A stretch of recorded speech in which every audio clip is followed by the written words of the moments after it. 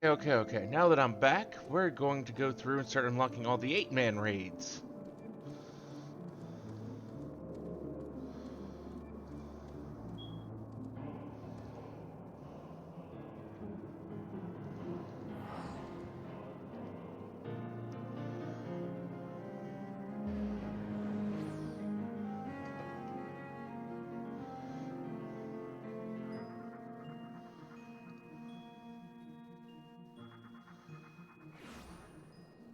And going through all those stories.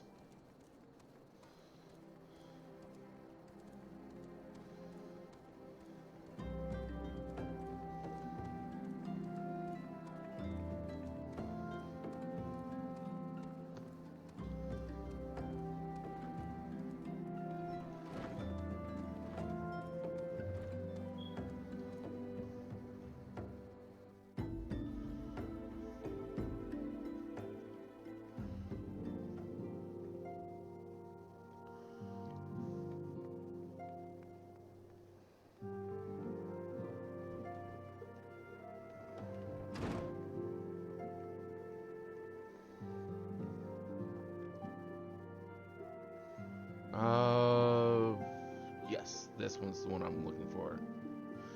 Ernjay would speak with you regarding the unidentified primal. When the Cenary moon did wane, they there sounded a blood-curdling roar. A new primal had roused. The portents gave us to believe one whose identity yet lieth beyond our ken.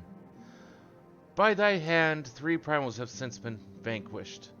As each returned to the ether, 'twas observed that tremors foreshadowing this fourth grew in strength, in frequency both. That being doth quicken, in time it shall become a scourge upon the land.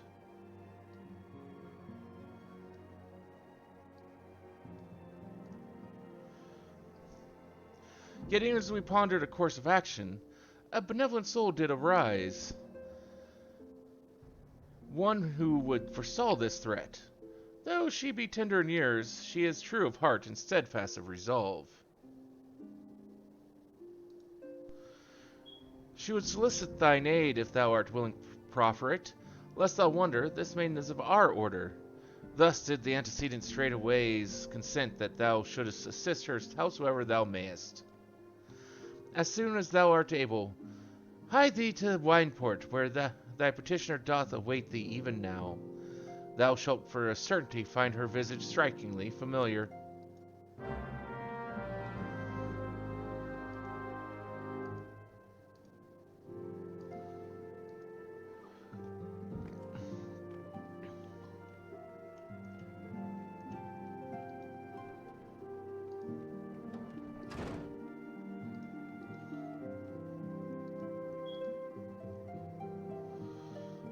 Wineport.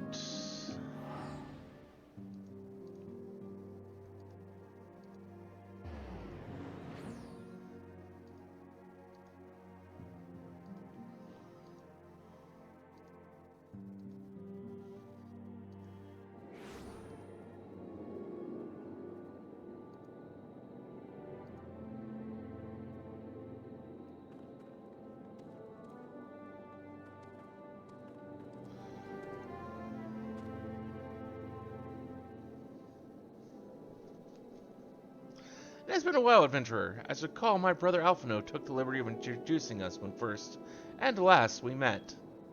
For the sake of prosperity, Alice Levele, I thank you for coming. I have heard much and more of your exploits. By your hand the Black Wolf is slain, and his ultimate weapon destroyed. You are possessed of a great strength and courage. That much is plain.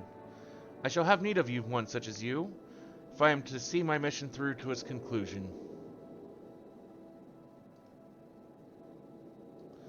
As you may be aware, the violence of Delamute's fall changed not only the face of the realm, but also the base of the realm. Specifically, it played havoc with the etheric currents, creating vast confluences of ether below the surface. Among other phenomena, this led to the formation of subterranean caverns at key points of stress.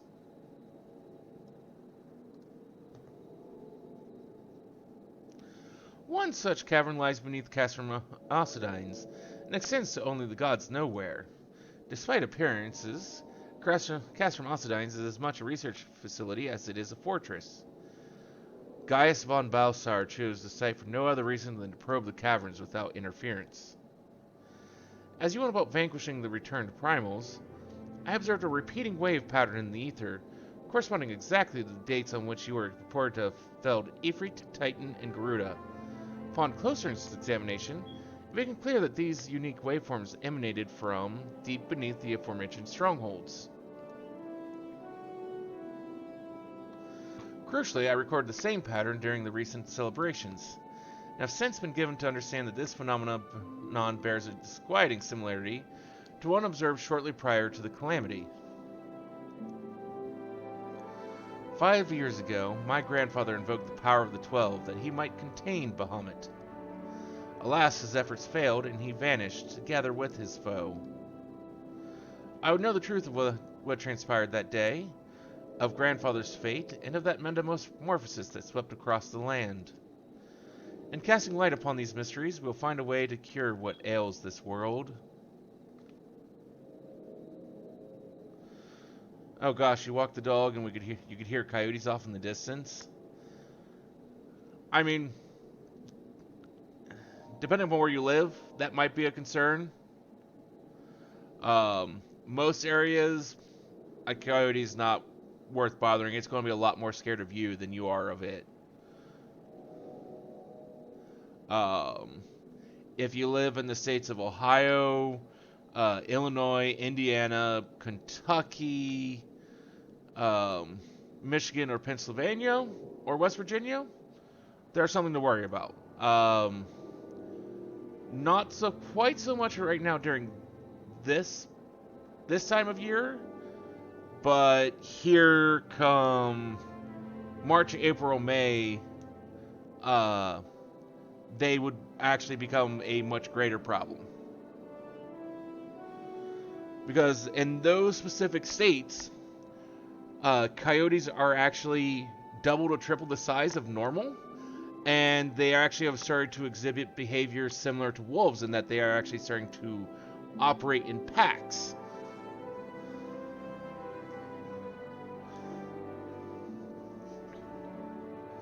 It is my belief that the answers I seek lie hid within the depths of the cavern.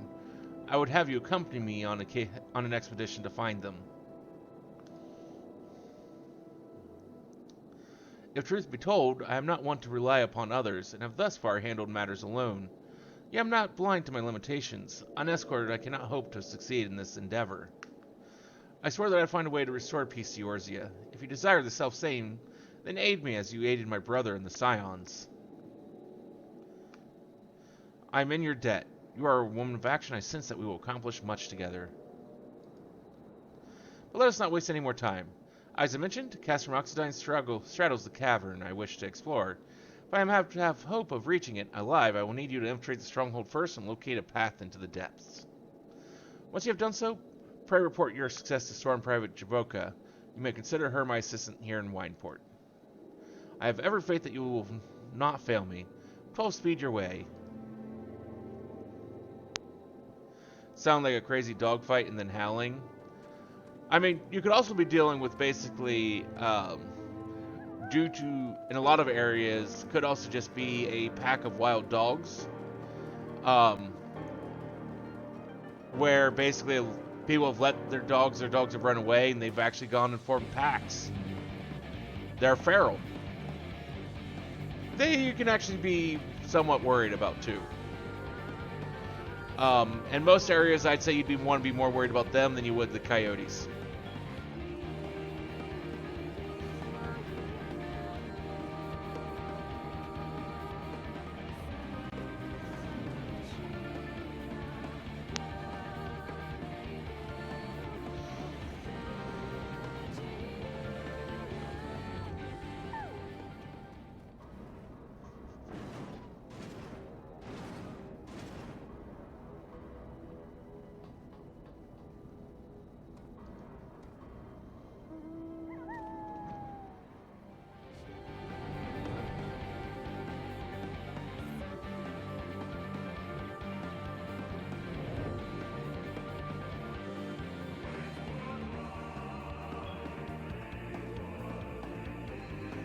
But in a lot of areas,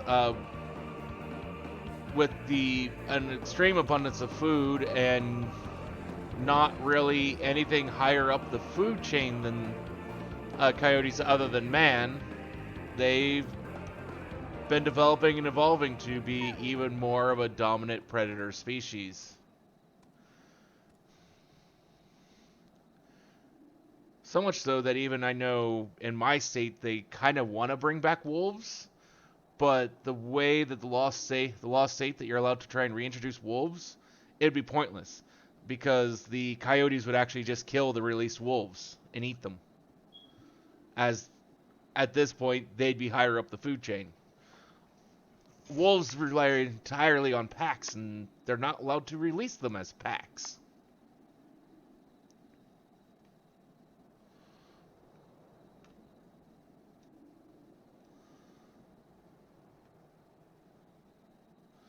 Just anything with sharp teeth late at night is no fun. Like, I actually saw a badger a couple months back, so that was fun too. I'd actually consider that to be really neat. I've never. Then, granted, I don't believe that badgers are native to the state I live in, but I would actually find that very neat to see one.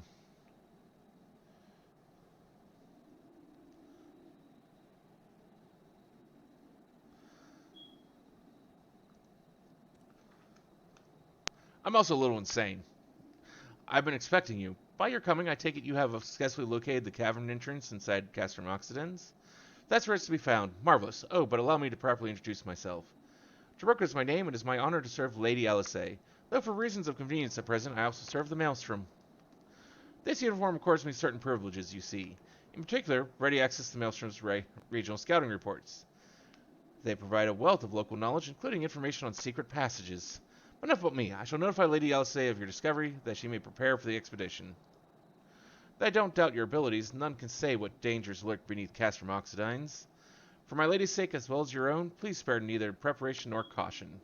Pray choose your companions well.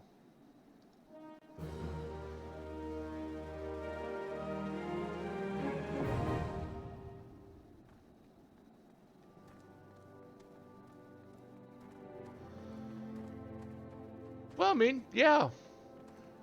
Then again, at night, most things are actually rather hard to spot.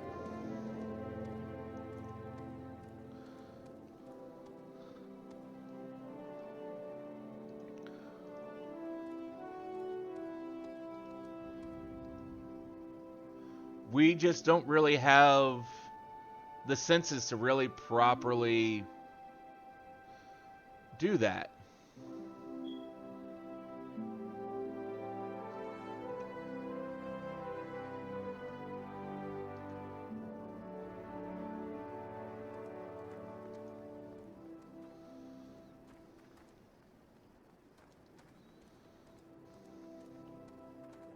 Or wait, no.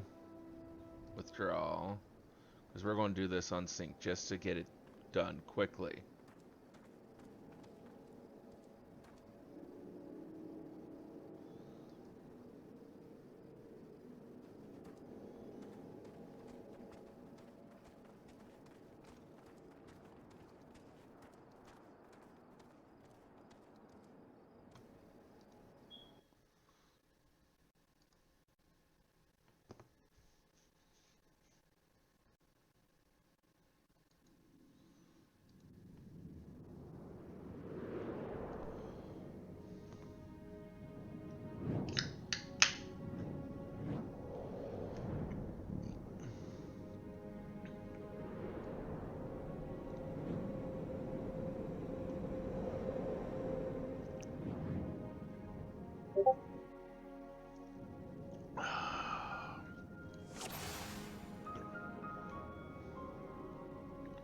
The article I read was like, they don't even like coming out when the moon is full because it's too bright or some such thing. I was like, yep, new moon, checks out.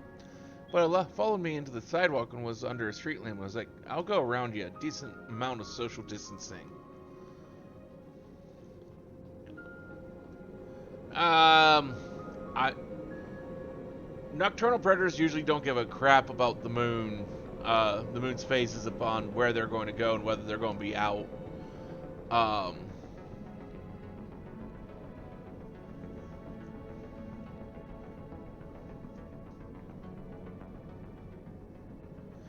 The scars left by the calamity.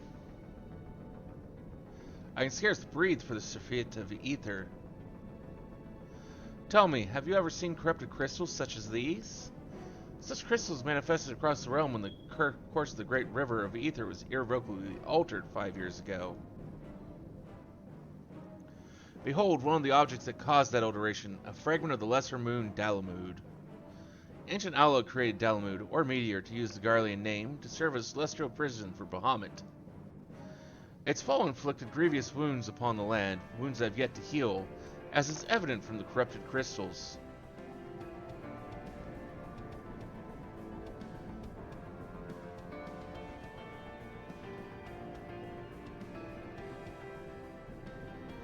Amazing, Dalamud's internal defenses still function in spite of everything.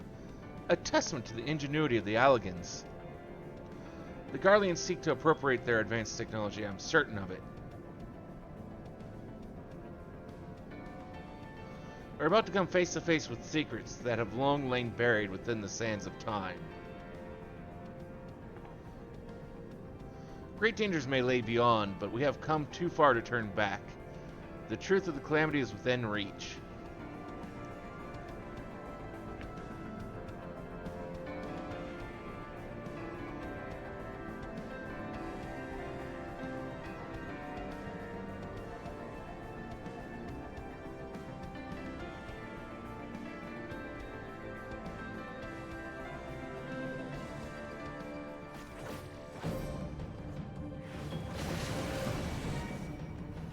God, it's so satisfying to just basically like one-shot bosses here on Synced.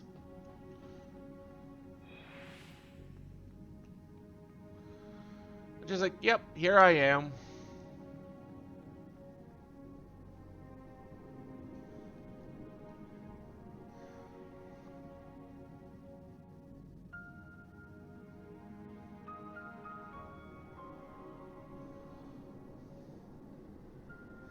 God's preserve.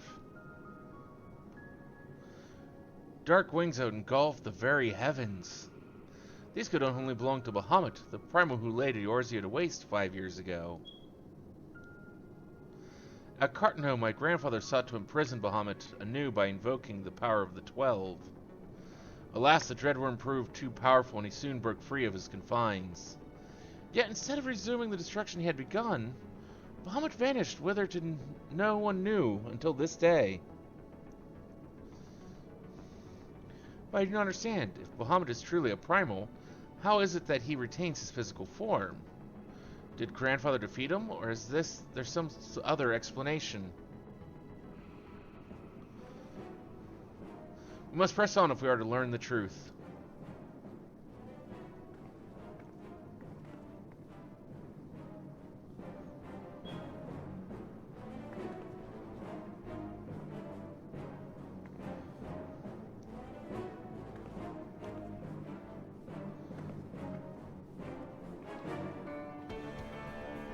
But badgers, if I remember correctly, don't rely on eyesight. They're very much more like skunks in that their eyesight's not the greatest, so they rely mainly on smell.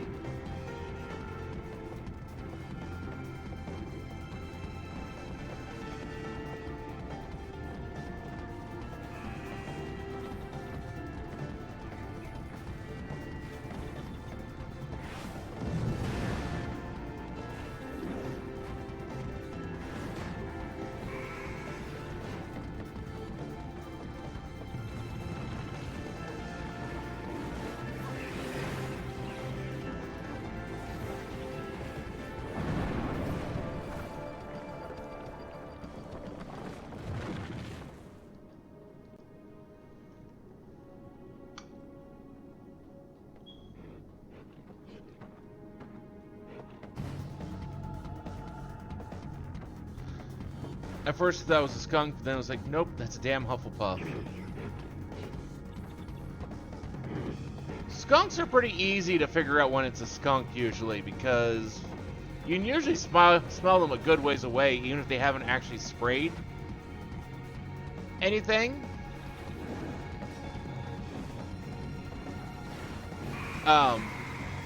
But skunks rely a lot on noise and smell.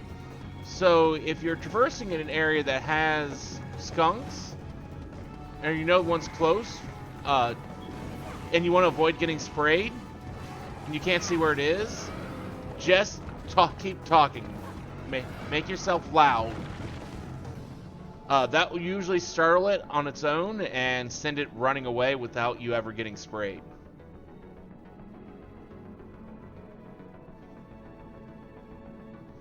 Yeah, it's like nothing smells funky. It didn't have a stripe down its back, just had those white bits on its face.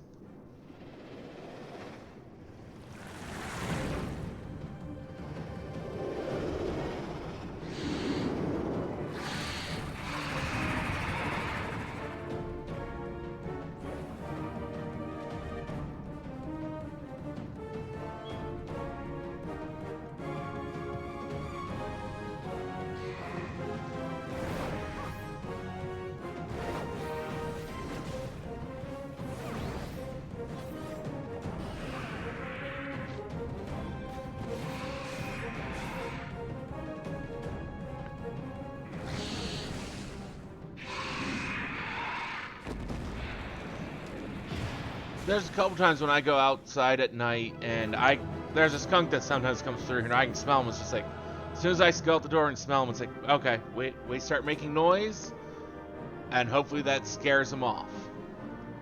So he doesn't necessarily spray me or anyone else.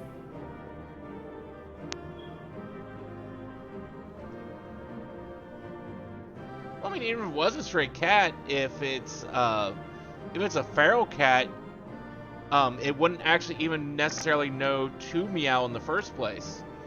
What they've kind of found in some more recent studies is that meowing is actually a learned behavior.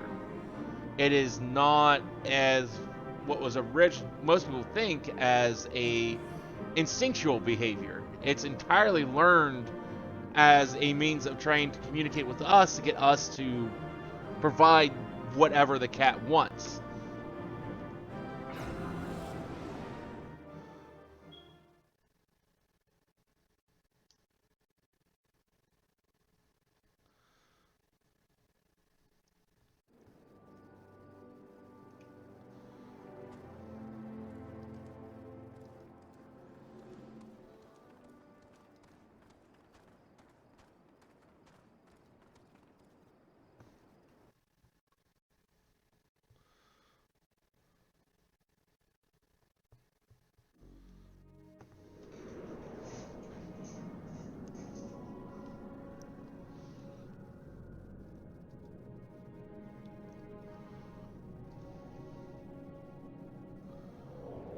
So I thought that was pretty interesting, that the meowing is a learned behavior. It's not a natural behavior of wild cats. Now, purring is absolutely a instinctual behavior. It's the meow part that is.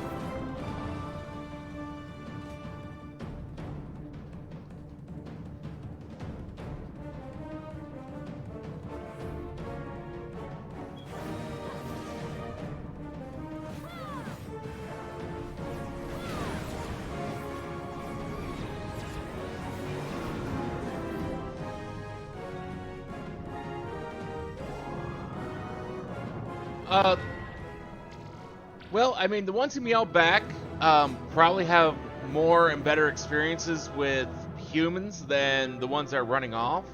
The ones that are running off either aren't familiar with that behavior and what to do with it, or they've had bad experiences with human abuse.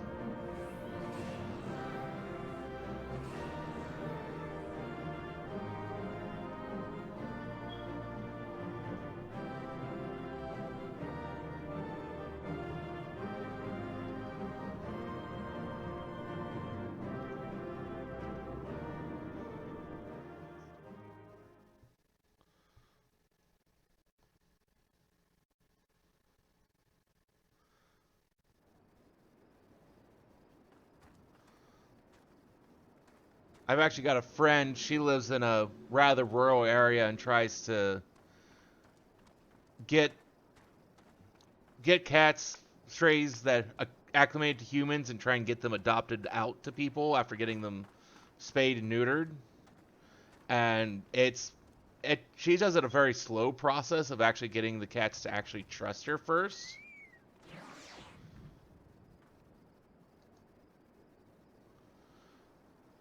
So she'll sit on her front porch with like cat food out in a bowl there on the end of the porch. Um, it's also in so doing, she's also made friends with some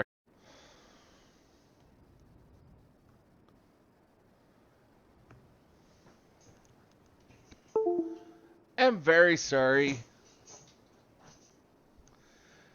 Streamlabs decided that it wanted to crash again.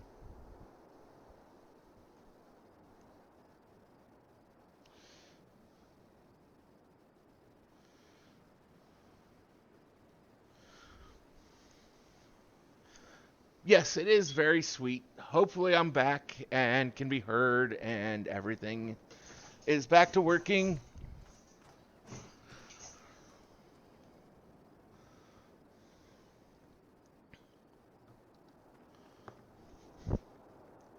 Well, that's good.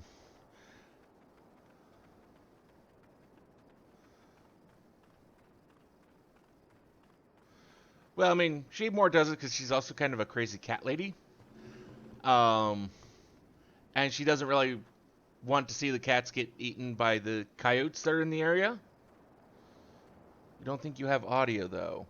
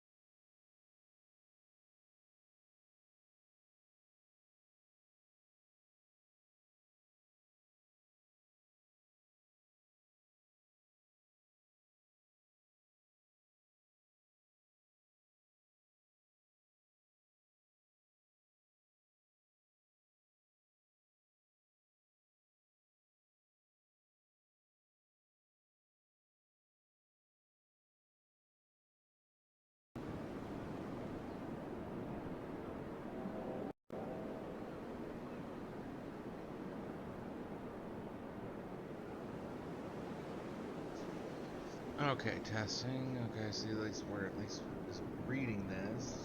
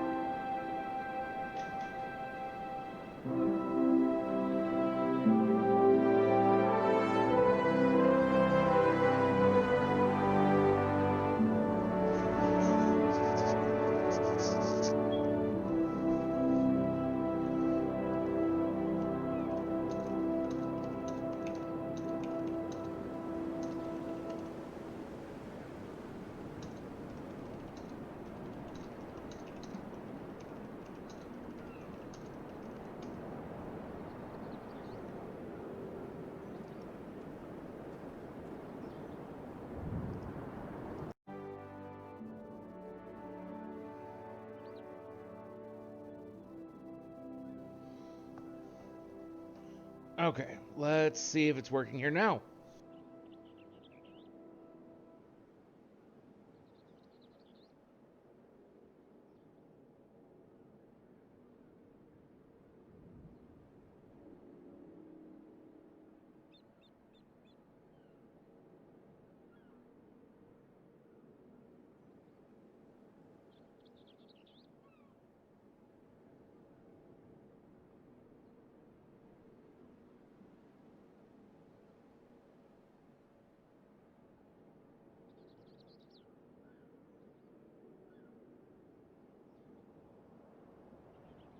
You're hearing me, you're hearing game sound, correct?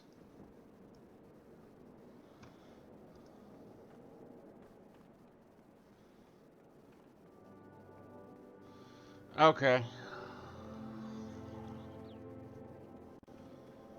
So many problems tonight. So many problems tonight. I am very, very sorry, everyone.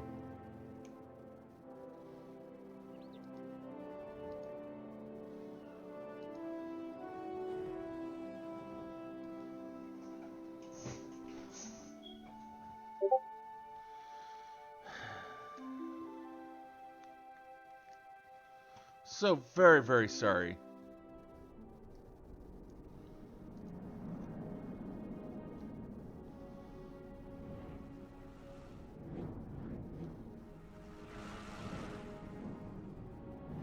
Yes, it is.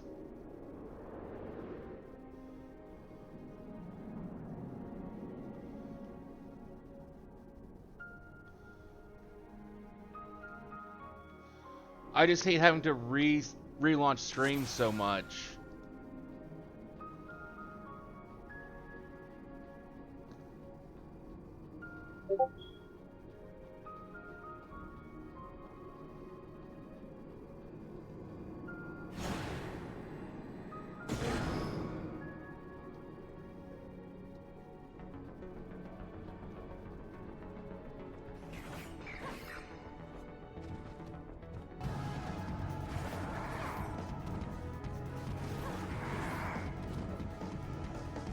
Don't really remember what way I'm supposed to be going in here. Been so long since I've done the coils of Bahamut.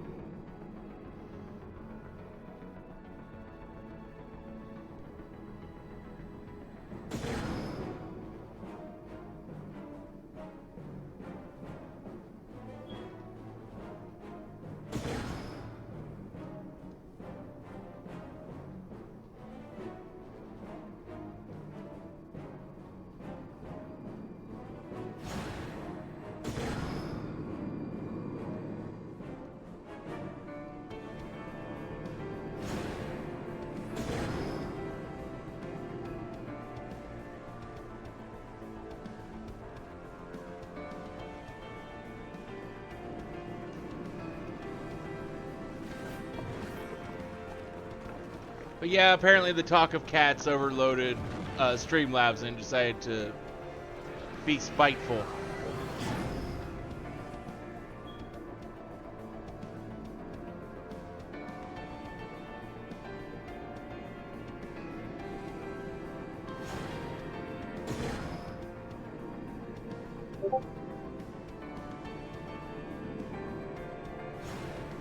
There's a chest down there I want to see if I figure out how to get it.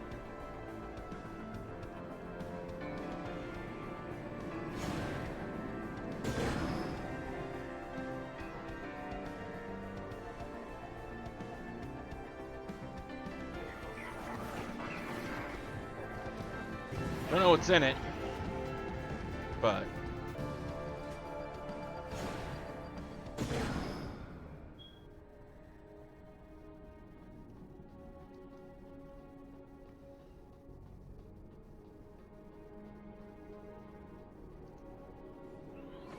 oh, nothing worthwhile.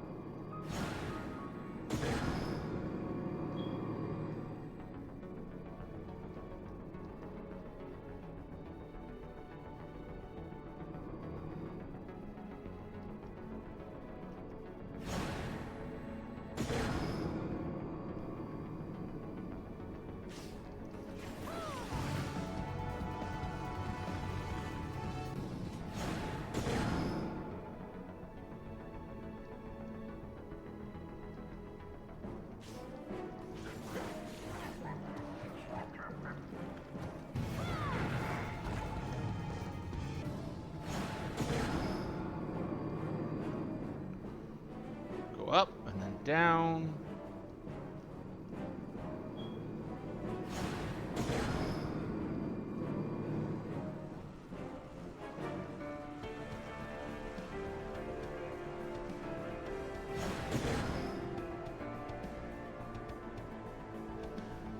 Up some more.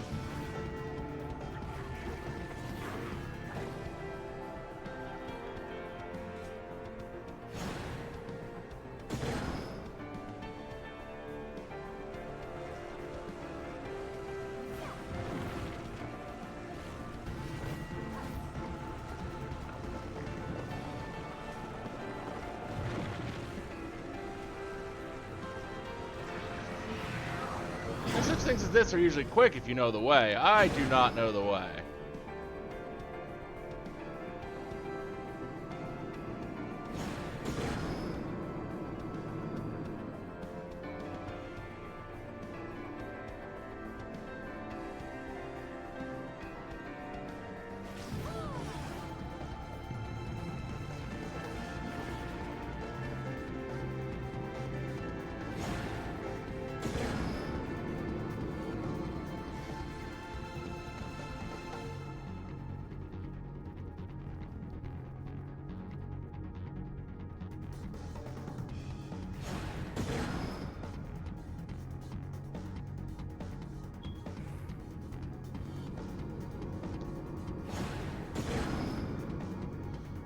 I mean, if I remember correctly, this one doesn't really have a boss. It's just, hey, get through this shit.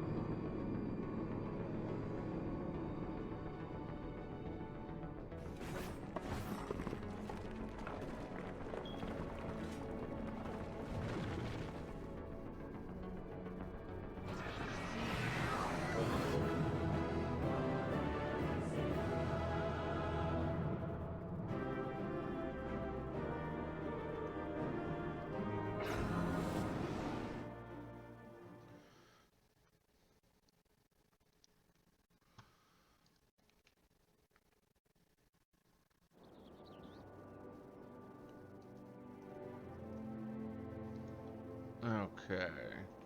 That's coil 3. Time for coil 4.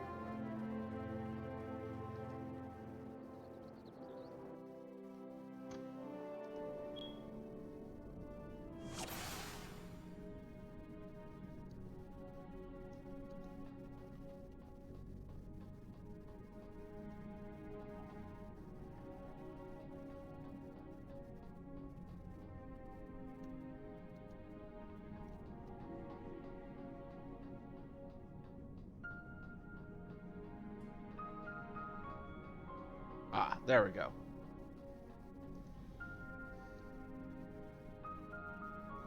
Now the elevator ride begins.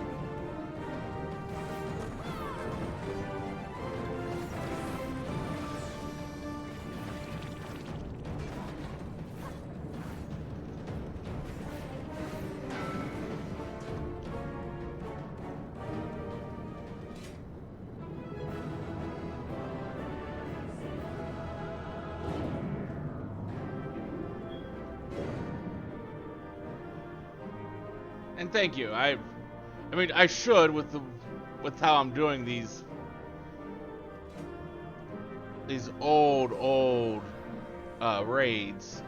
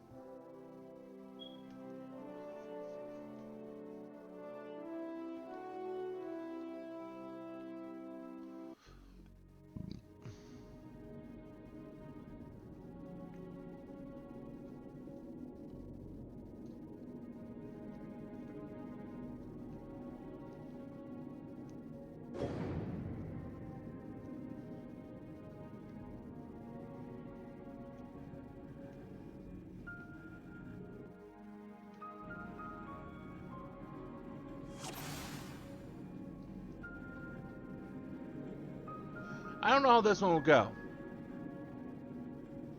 I really don't. I don't know if I can solo this one, even though with being unsynced.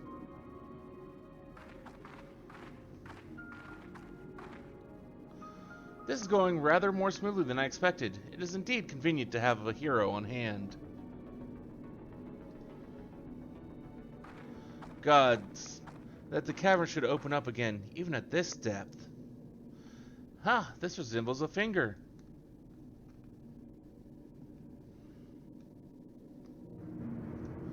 And so should. This is Bahamut's hand. As with the wings, it seems to be frozen, and for that I count my blessings. But again, I find myself wondering, how is it able to retain physical form? I'd assumed that Bahamut's reversion to ether was the cause of the widespread changes to the realm. But what if he is still here? Then that theory no longer holds. Why was it then that brought... What was it then that brought about the realm's sudden regeneration? There's still so much we do not know about Cartano.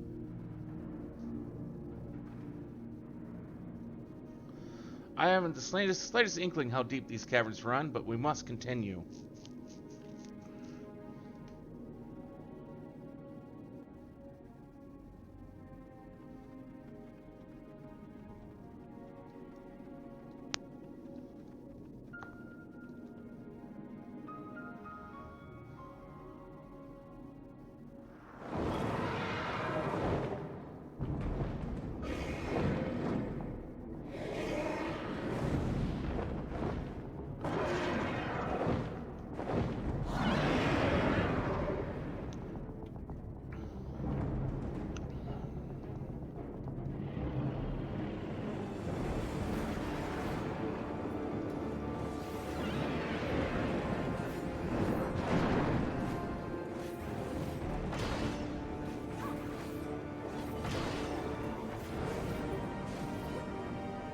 Well, my damage is up to par.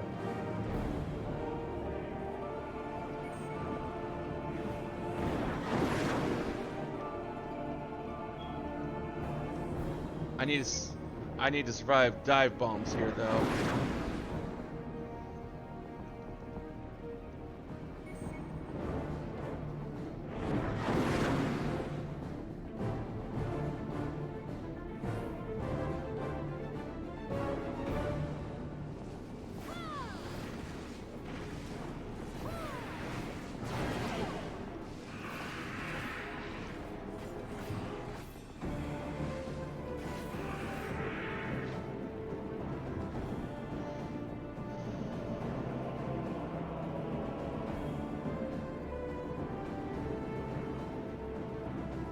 Normally, how you would avoid dive bombs is you'd all coop up down here, but...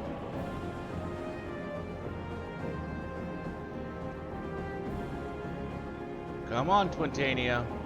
Get back here. I need to reap your soul.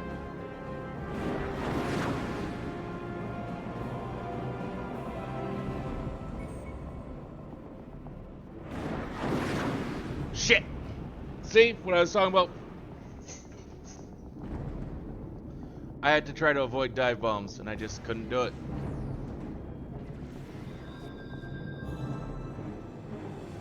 Because normally what you'd do is you'd have everyone would stack up down in that little divot, and then whoever got the marker would jump up over the lip.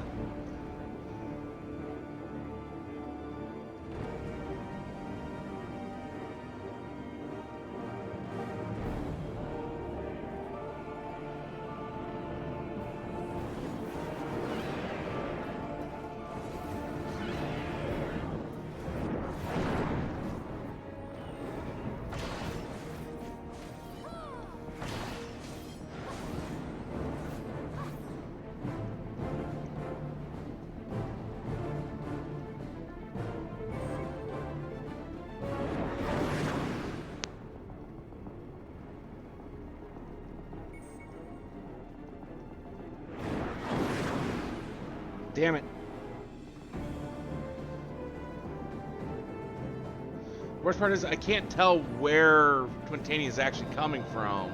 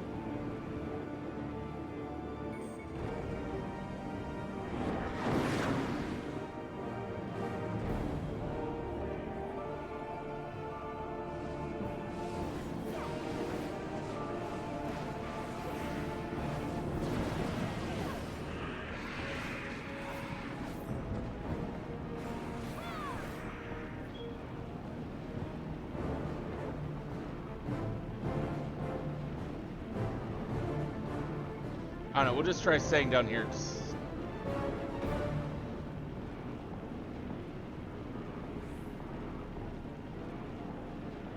See what happens.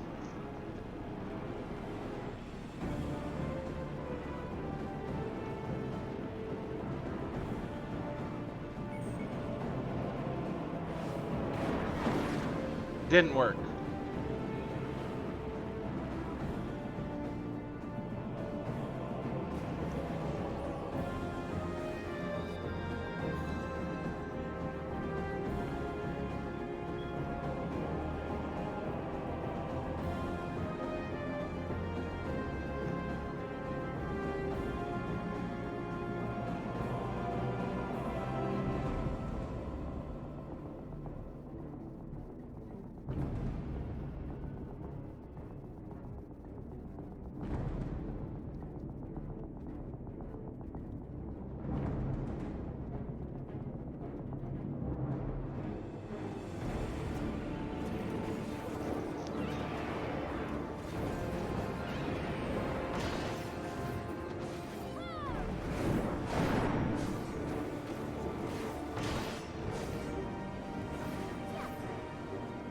Damn it.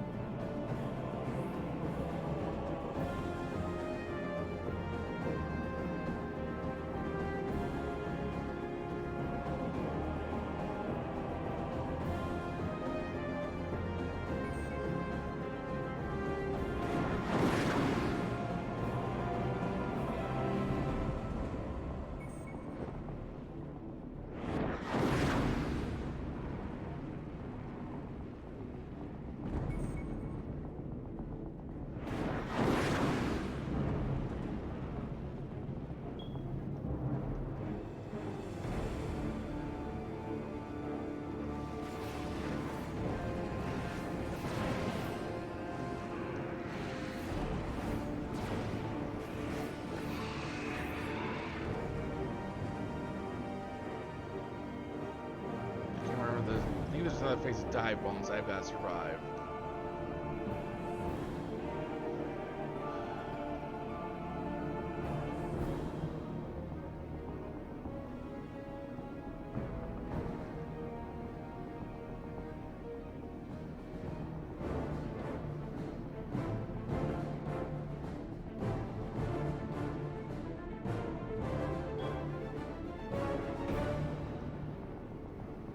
I'm not looking forward to that.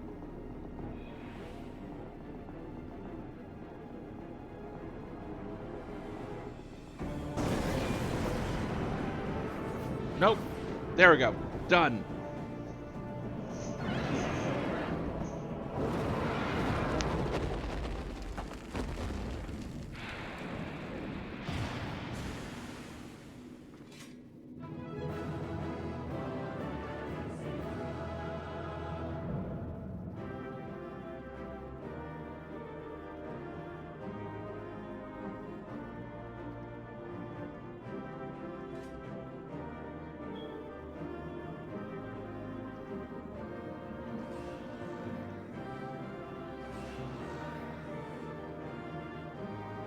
I can't remember if that looked good or not. Oh yeah, that wasn't one of the that was one of the better bows that they did. They did some really bad looking bows over the years.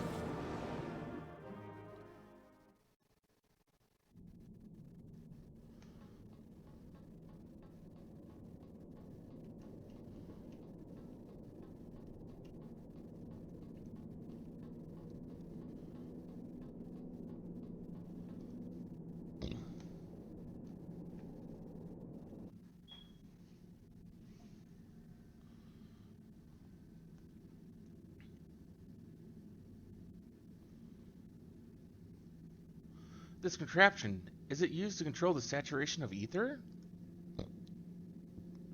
I suppose there's only one way to find out.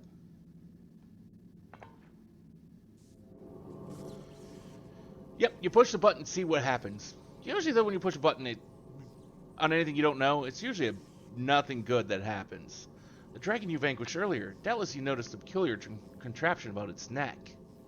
It was likely a receptor of some description, used to enslave the creature. Ancient Alog possessed the means to control dragons. It would seem the Ishgardians would kill for this knowledge, though to be sure, it could as easily be brought to bear against them. An army of dragons could turn the tide of any battle. As the Garleans once learned to their sorrow, I would not be the least bit surprised if they now sought to exploit this power.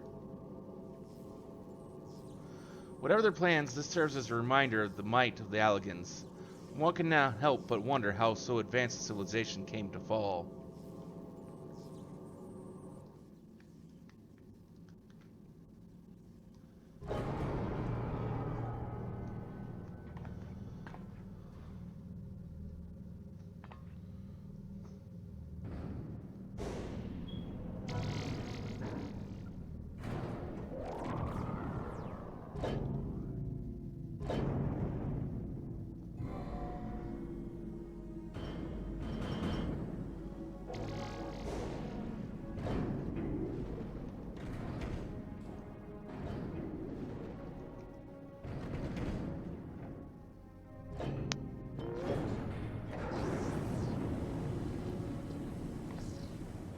Gods be good.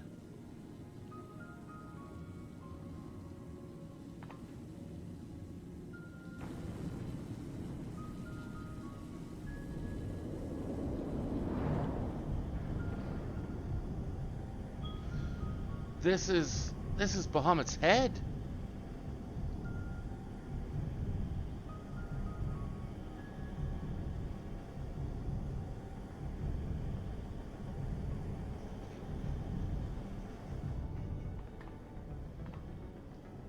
And that enormous crystal, it pulsates as if it were a heart.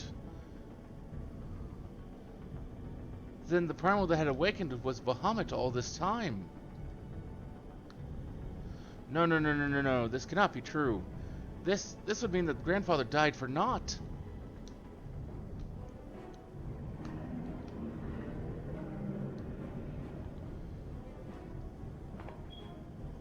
Confound it, we do not know enough to strike at it now. We must withdraw. Who is that? No, it cannot be.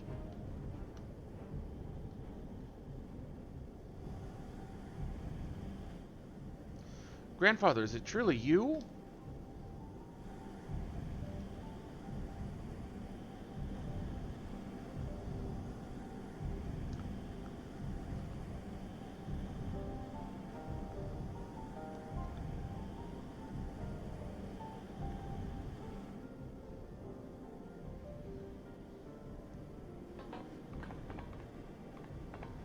No, don't leave me again, please.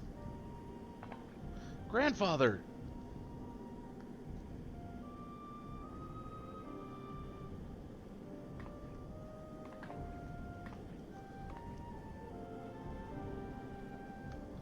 I know, we can do no more for now.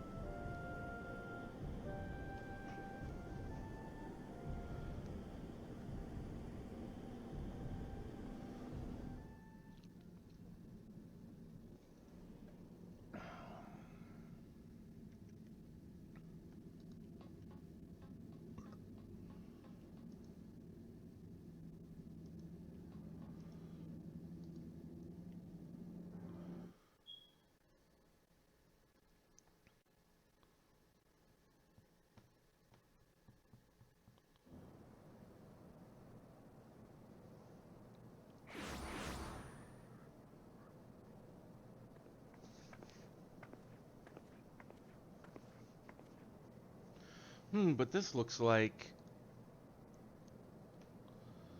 Northern Thanalan.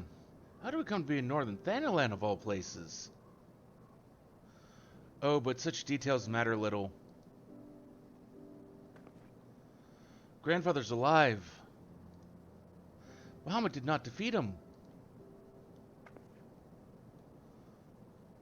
But why won't he return to us? I don't understand. This expedition has yielded more questions than it did answers. At any rate, we would both be better for a rest. Let us return to the waking sands and reflect upon what we have seen. Thank you. Without you, none of this would have been possible.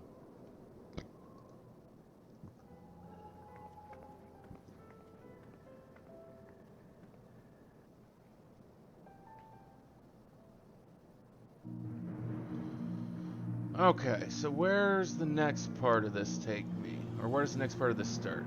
I don't remember.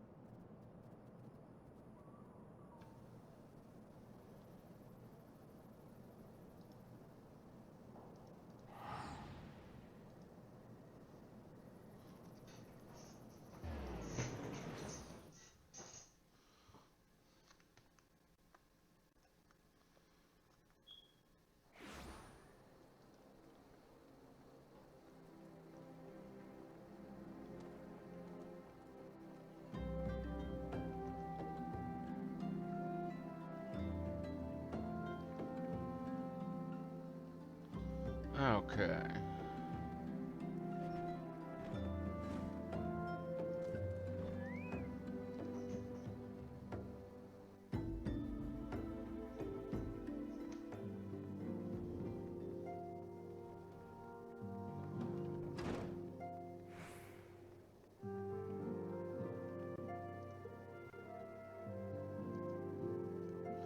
Orange would speak with you regarding your experience inside the binding coil. Full glad am I for thy safe return. Lady Alice has apprised me of thy many experiences. As thou wilt doubtless be aware, Master Louis Swall was my lady's grandsire. Gravely concerned was I for her safety, but 'twould seem I need not have been so. With all my heart I do thank thee for watching over her. But come, thou must speak with Mr. Alice upon that which transpired within the binding coil. May it serve to bring us closer to the truth of the calamity.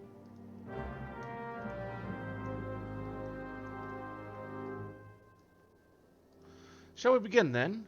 Orange, I understand you have a report of your own to share with us.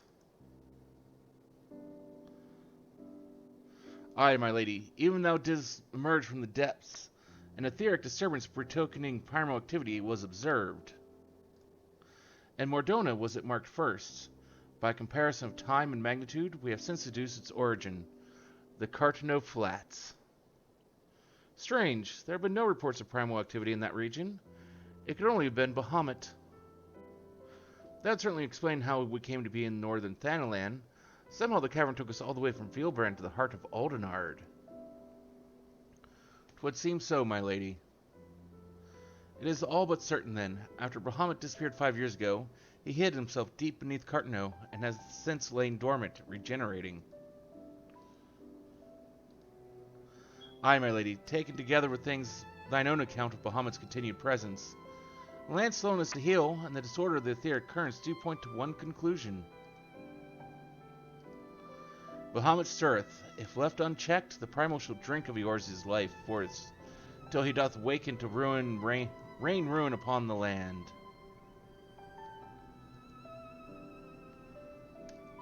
Rest assured, I do not mean to give up. Illusion, Bahamut may still live, but so too does Grandfather.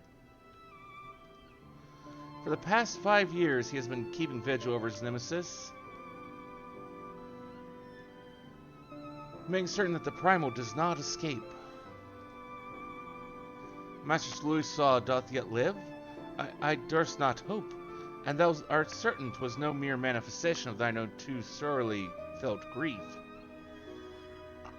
I know how disparate this may sound, Orange, but I saw him with my own 2 eyes, as did Illusion.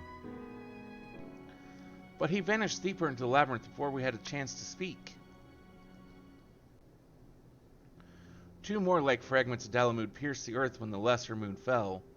One we have seen. If we can but find the other 2, I am certain that we'll find grandfather as well. If thou so believest, my lady, then I too shall have faith. If it please you, I shall notify the grand companies of this development. All Eorzea must stand united if we are to avert a repeat of the calamity. That will not be necessary, Oranger. Being the great conciliator that he is, Alfred will seek to unite Eorzea of his own accord. If rumors are true, that endeavor is already well underway. So let us leave the diplomacy to the diplomat, while we continue our investigation of Bahamut. I swear to you, no matter what it takes, we'll find my grandfather and uncover the whole truth of the calamity. You have heard me swear to do these things. Without your strength, I cannot hope to make good on my word. The danger to Eorzea is not past. For the sake of all who abide here, I pray that you will ever be our sword in the darkness.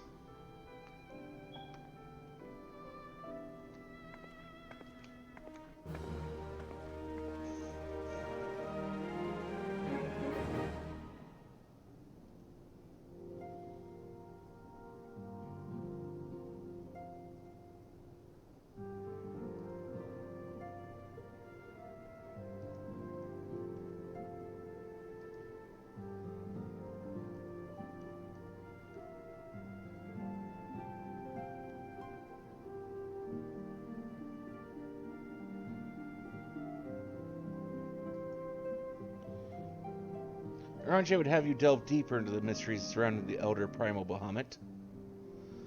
A crystal-choked abyss lies beneath Cartano Flats, the unholy cradle of an elder primal, and by thy hand where truths great and terrible rested from those once celestial depths. Yet, as is oft the case, an answer doth breed a profusion of questions, and the unknown doth beckon with irresistible allure. Never have the mysteries of the Red Moon lain so neatly within our grasp. Lady Alice hath sent word of her coming. 'Tis time once more to brave the precipice and leap unflinching into the jagged wound that doth gape beneath the land.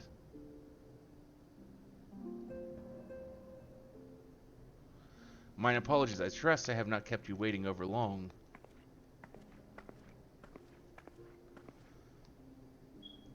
I am both delighted and reassured to have you at my side once more. I would not waste your time with trivialities. Let's proceed directly to discussion of that which we have learned, and that which we hope to learn anon. Initially, it was evidence of a new primal that led us to delve into the cavern beneath Castrum Occidens, and to explore the subterranean scars left after the fall of Dalamud. As you will recall, what we found was a vast, largely intact fragment of the fallen satellite, and within the depths of that structure, we discovered not the new primal we had expected, but the broken form of Bahamut himself. Yet even this great revelation would soon be overshadowed by the appearance of my own dear grandfather. I have since shared our sundry findings with Rambrose, preeminent scholar of the Sons of St. Koinak, and he in turn did kindly furnish me with his theory concerning the elder primal's Allegan prison. 'Twould seem that Dalamud was constructed to gather unto itself the rays of the sun, and thence channel this radiant bounty unto the Crystal Tower. The ancients saw great potential in Bahamut's capacity to manipulate energies of otherwise unmanageable magnitude. 'Twas for this reason that they did bind him within the Red Moon to serve as its living core. Do you remember the sight that greeted us at the culmination of our journey? The colossal devices that surrounded it seemed to cradle the incomplete form of the elder primal. From the information provided to us by the Sons of St. Koinak, we have learned that these contraptions were termed internment hulks, and that each bore the designation Ragnarok class. The purpose of these hulks is believed to be twofold. First, they are meant to act as binding coils, rendering Bahamut incapable of escape. And second, they are meant to feed him. Perversely, the selfsame energy which prevents him from moving also serves to sustain his corporeal manifestation. Bahamut is permitted neither to die nor to truly live. He merely is allowed to be. For century upon century was the elder primal thus imprisoned, bound about in fetters so subtle in their working, and yet so adamant that though his cell be destroyed, Bahamut lieth yet at the mercy of his long-departed captors.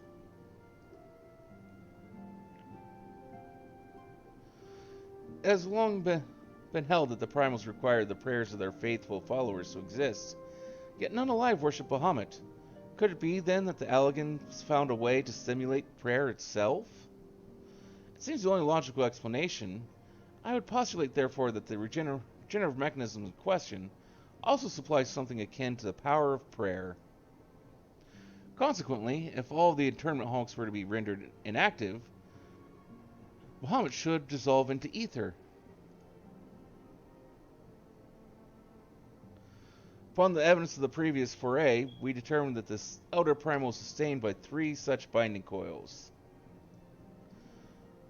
Thus did we commence to scour the realm, and found in the Twelveswood an as yet unexplored fragment of the lesser moon bearing a most familiar etheric signature. And after conducting a preliminary investigation, we believe we have discovered a point from which the North Shroud fragment and the second of the internment hulks can be entered. As the Orzia's sword in the darkness, I would have you once more lead the charge. I will, of course, be there at your side. Once you have made your preparations, head to Falgord Flute and make yourself known to my assistant, Servant Lieutenant Enel. The fallen fragment is not far from the settlement, and her position provides a convenient rendezvous point.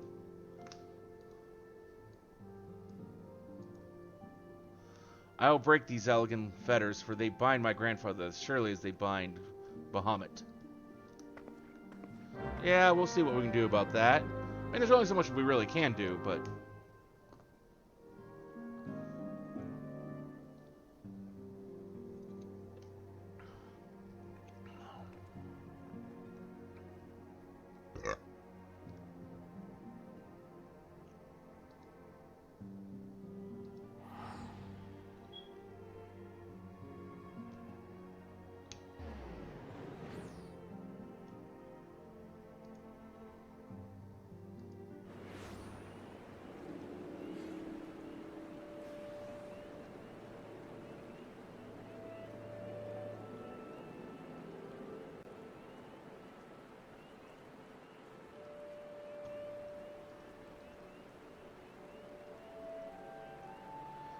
Illusion Fox, I've been expecting you. My name is Anil. I have been accorded the rank of lieutenant within the Order of the Twin Adder, that I might better assist Lady Alice with her endeavors here in the Twelveswood. Such authority has allowed me to act without interference from the local soldiery, and to conduct a preliminary investigation of the Alder Springs fragment. From what we have seen of the exterior, the structure shares many common features with the one you explored in Lanasia, and likely plays host to similar complement of guardians. But I fear words alone will do little to prepare you for what lies ahead. Pray, seek out my comrade to the south and west. He is charged with observing all that occurs in the vicinity of the fragment, and will be well placed to show you the thing, if nothing less.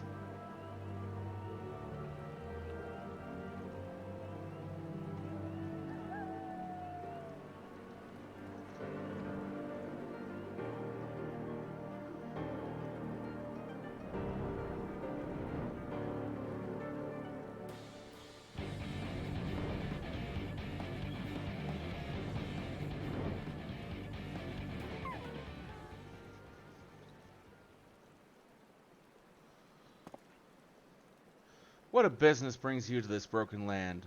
Unless you fancy being ground to a bloody pulp under the granite fists of a wandering golem, I suggest you bugger. Oh, my apologies, madam.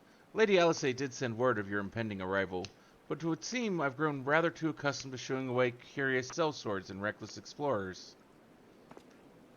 Behold, if you will, one of the fallen shards of the Red Moon Dalamud. Our initial survey uncovered no evidence of the Empire's presence, which, while unfortunate in itself, meant that the approach of the fragment had yet to be cleared.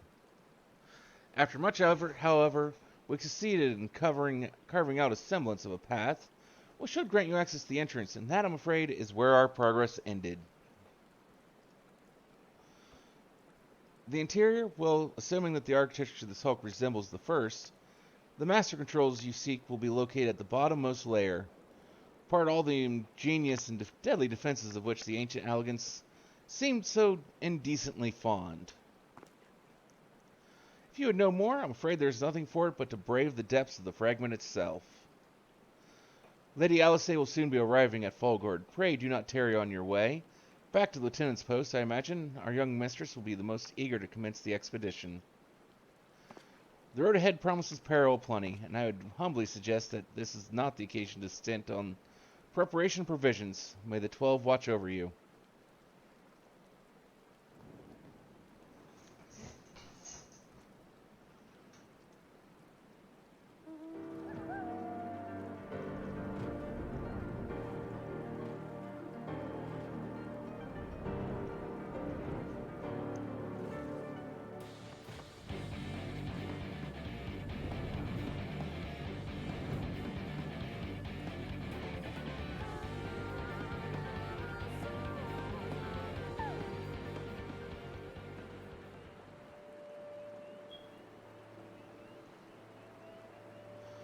Mrs. Fox, I trust the private's explanation was worth the journey? Simply securing an approach to the fragment's entrance proved a monumental task. I dare not think what defeating its inner defenses will entail. If there is aught I might do to aid you...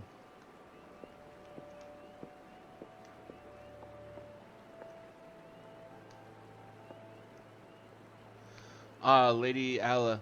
Oh, my apologies, Master Alphino. Has there been a change of plan?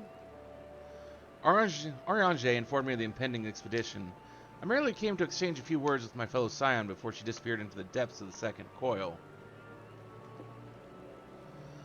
Illusion, though I would strenuously deny it were she present, my sister's admiration and affection for her grandsire exceeds even mine own. Upon the matter of his legacy, therefore, Alice is one to go above and beyond the call of duty.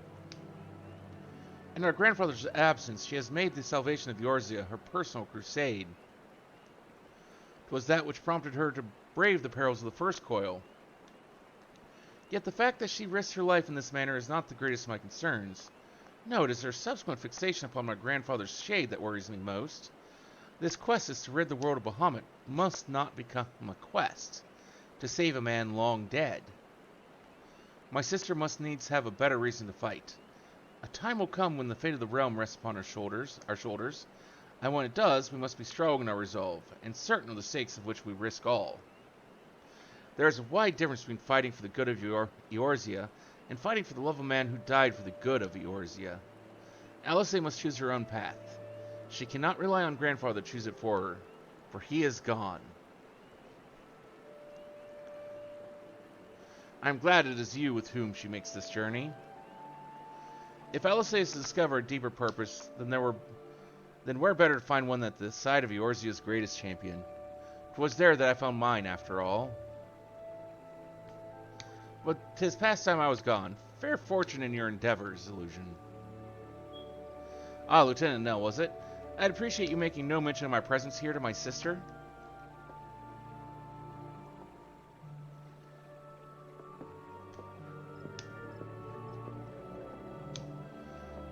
Lady Alice is due to arrive at any moment. I shall abide in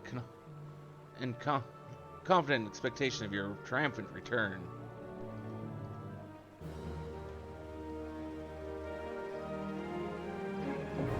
So many stories out there where it's just like the main character is just following everyone else's dreams and not their own.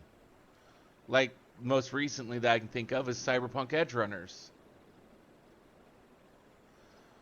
First, it was his mom's dream that the main character tried to follow.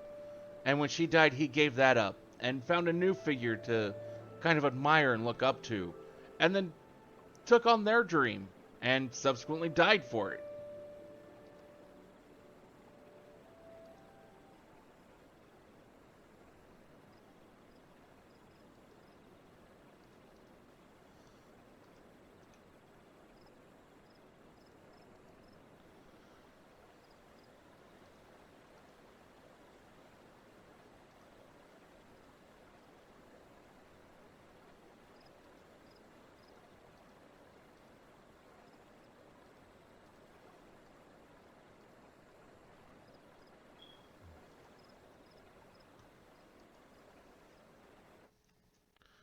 I mean, that was a good story, and it makes sense why CD Projekt Red said that Edge Runners won't be getting a sequel.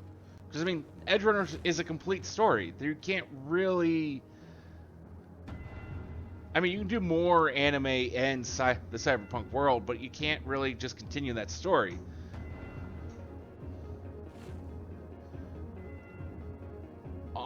All the character arcs of that story were completed, mainly because most of the characters are dead. To be entirely fair, but...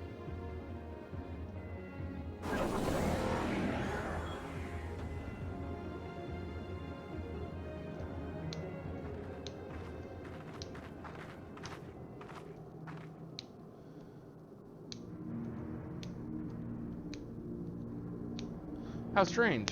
Why could we not see all this before? I suppose it is only to be expected that corrupted crystals should accompany a disturbance of this magnitude. After all, the fragment likely pierced the ground to a depth of many hundreds of yalms. The swirling ether leaking from the wound must warp the very air, creating a veil that hides these formations from view. Well, it is not as if we expect this to be a straightforward task. Let's tread carefully, shall we, Illusion? 'Tis imperative that we wend through to the depths of this structure, and disable the mechanism that powers Bahamut's regeneration. Of course, if we should chance to encounter my grandfather upon the way, I shall not let him go again, not while there is hope that he may yet be saved. But mayhap we should put such thoughts from our minds until after we have successfully gained entrance to the place. That opening up ahead appears a suitable point of ingress.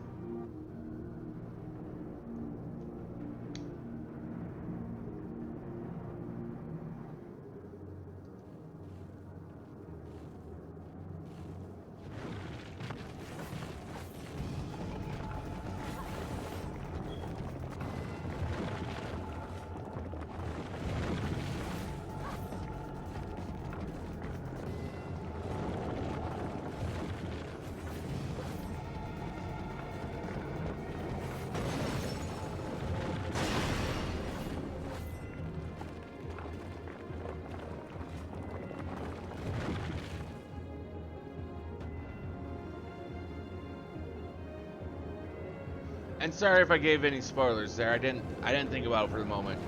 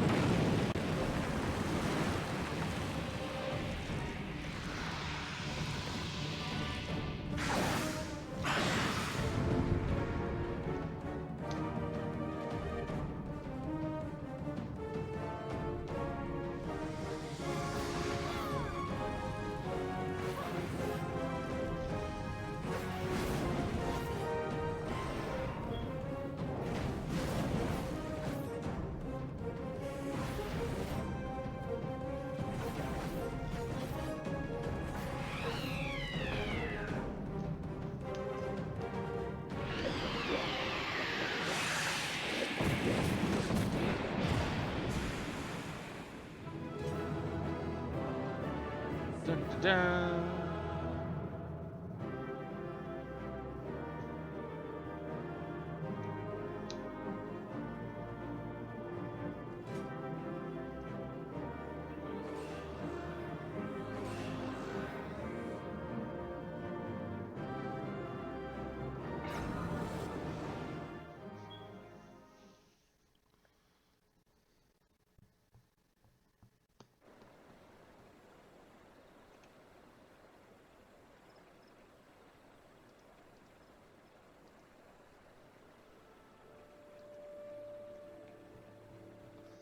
I think I can solo pretty much everything. I'm not sure about turn 9 there, whether I can solo turn 9 or not.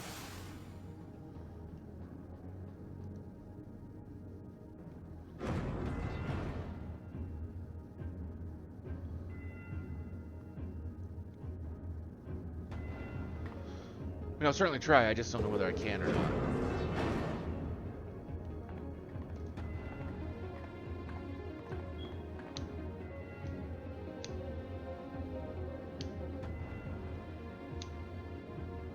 That armor. No, it couldn't be. Be on your guard, Illusion. Though it defies all reason that he should live, I know of only one who wears such armor. He whom the Empire raises high as the Black Wolf himself, the legatus of the 7th Legion. I speak of the madman who brought the Meteor Project to fruition. We face the White Raven, Nael von Darnus, harbinger of the 7th Umbral Era. I'm just standing there, menacingly. Yeah, that's usually what a lot of Garleans tend to do, is just stand there, menacingly, and try and sound big, bad, and tough. Nael von Darnus? Ah, that was the name of the fool who perished upon the eve of the promised age of glory. It should not be uttered within these hallowed halls.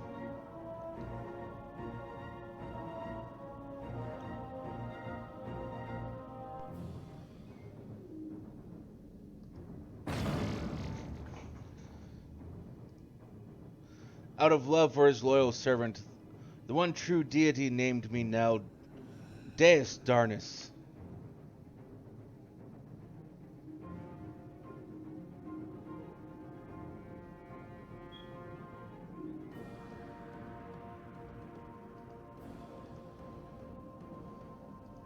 The one true deity?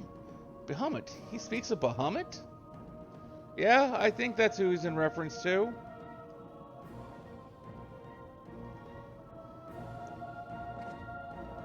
O Lord Bahamut, thy name is as sweet water to parched lips.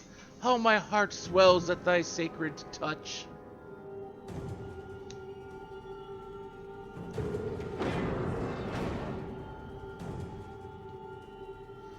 This blessed sanctum is the domain of my God and his beloved children. Seek to defile its glory, and you will answer to me.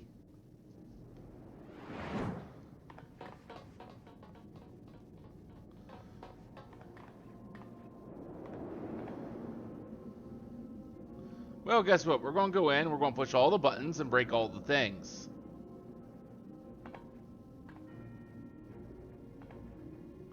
How is this possible? From what Alphonse told me, Nael was slain on the eve of the calamity. Whatever the truth of the matter, we must be on our guard. There can be no reasoning with the worshippers of a primal.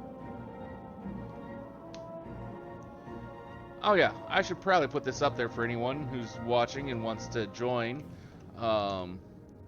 Here's my Discord server. Just be wary. There is some rules that you have to hit one of the interaction buttons on in order to get full access to the servers. And there's roles for some other channels in there too that you have to accept separately.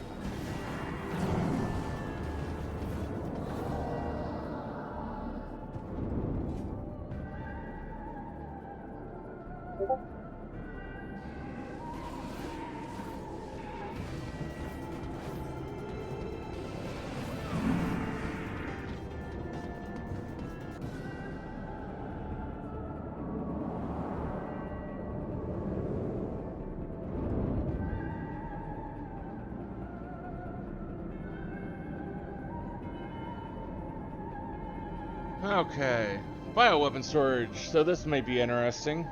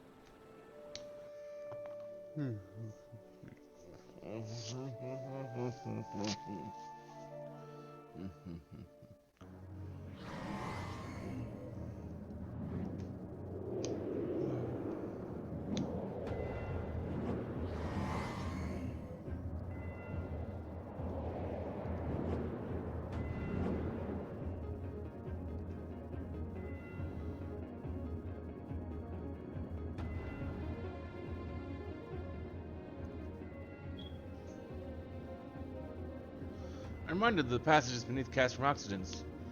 We must say have traveled quite some distance below the surface. More of the same tunnels. 12 be good. Surely they cannot continue all the way down from the upper floors.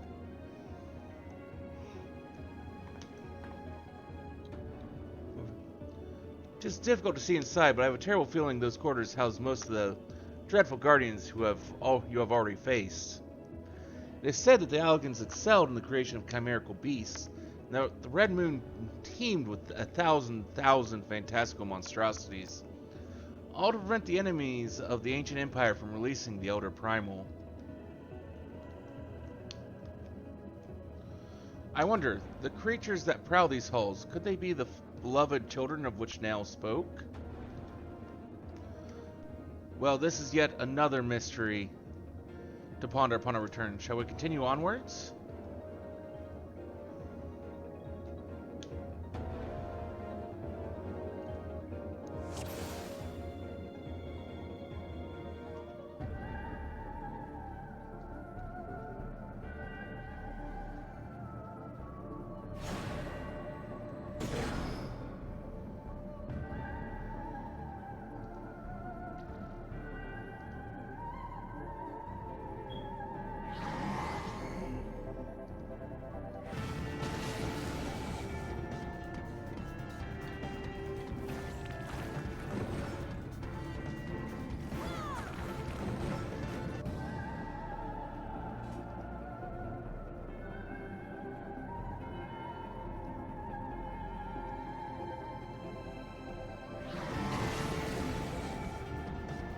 Okay.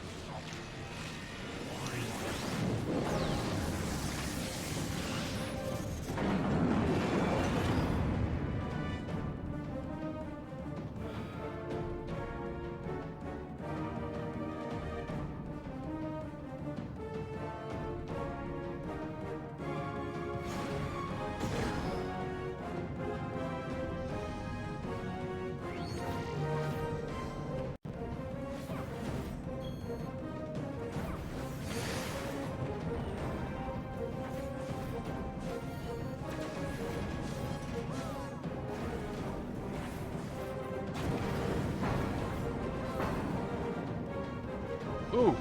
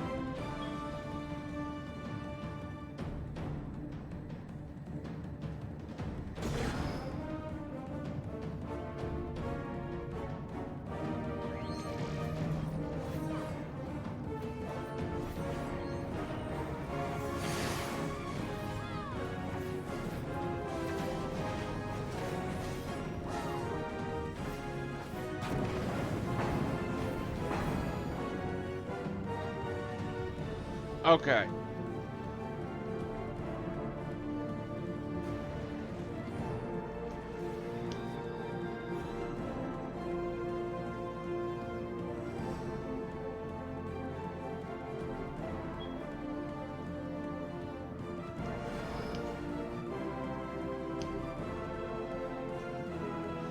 Try this one more time. I don't think I can do anything about that, though. It looks like that's just a, instant death.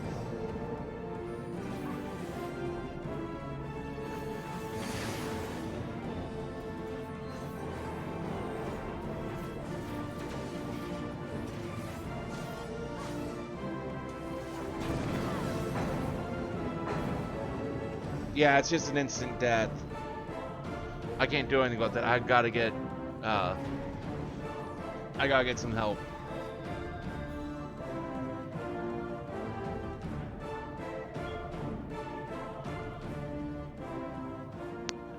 Which is, well, annoying to say the least.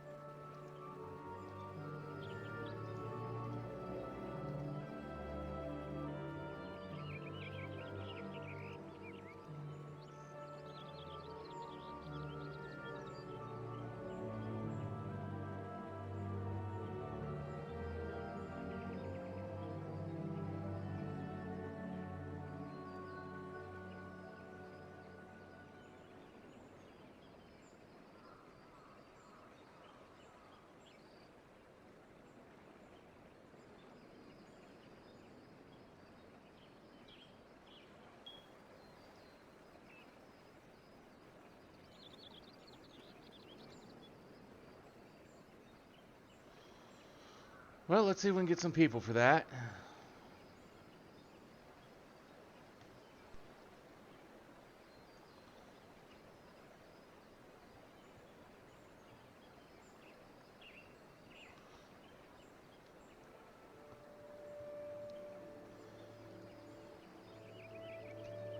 Yeah, not a whole lot I can do when there's just an instant kill that you just can't avoid on trying to solo something.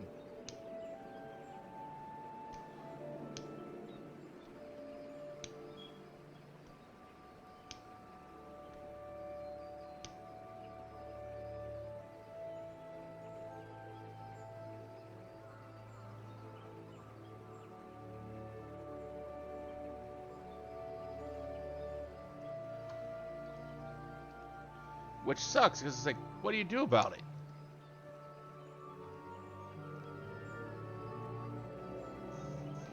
I mean, I can get them about half on my own, so it's really, I just need like one or two other people.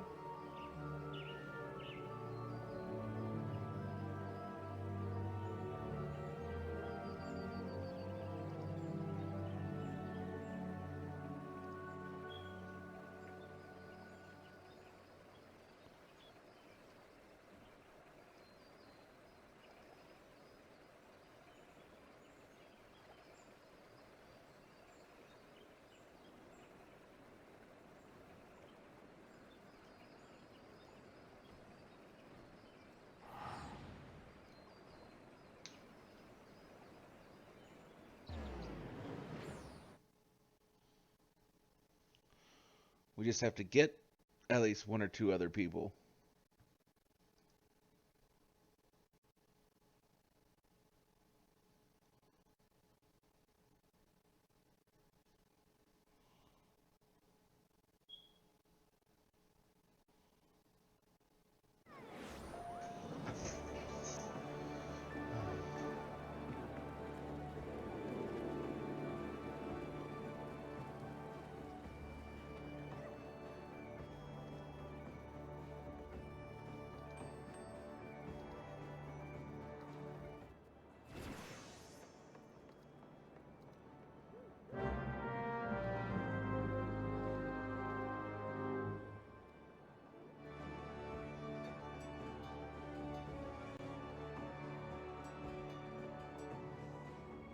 No, they're not worth anything.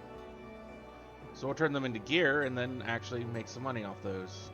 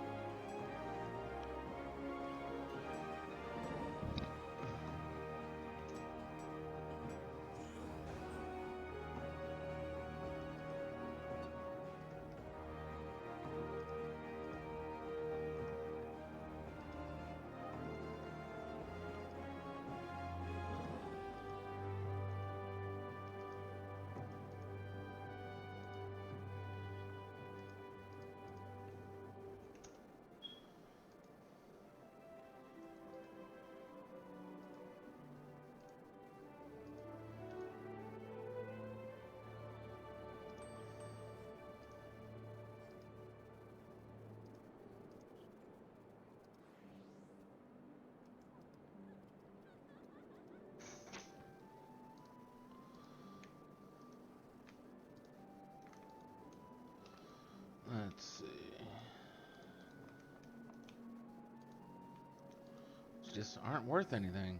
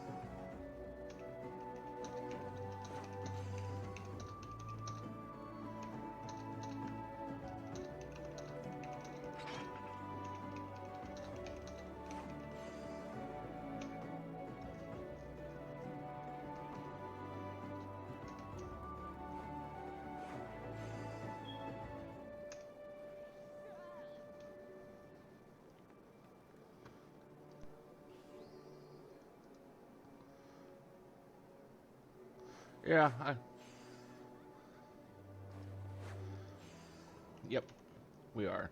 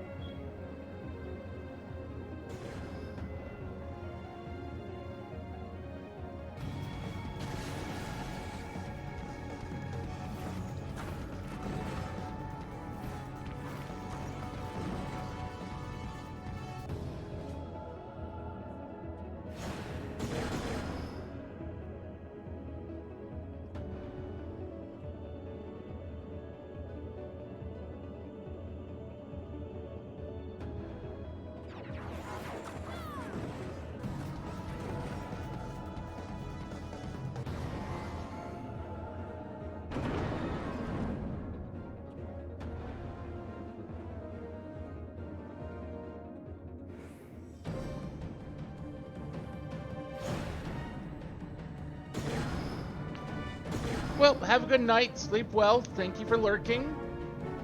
Hopefully, we'll see you again tomorrow. Though tomorrow will be probably a pretty late stream start for me, because I will be hanging out with some friends.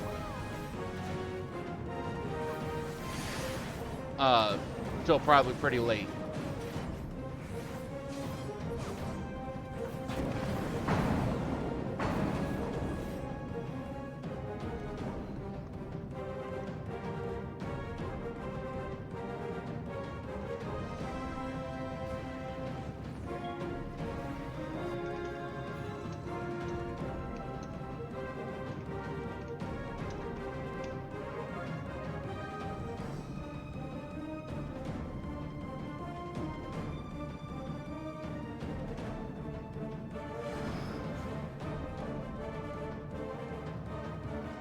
But tomorrow we'll probably be playing Fear 2.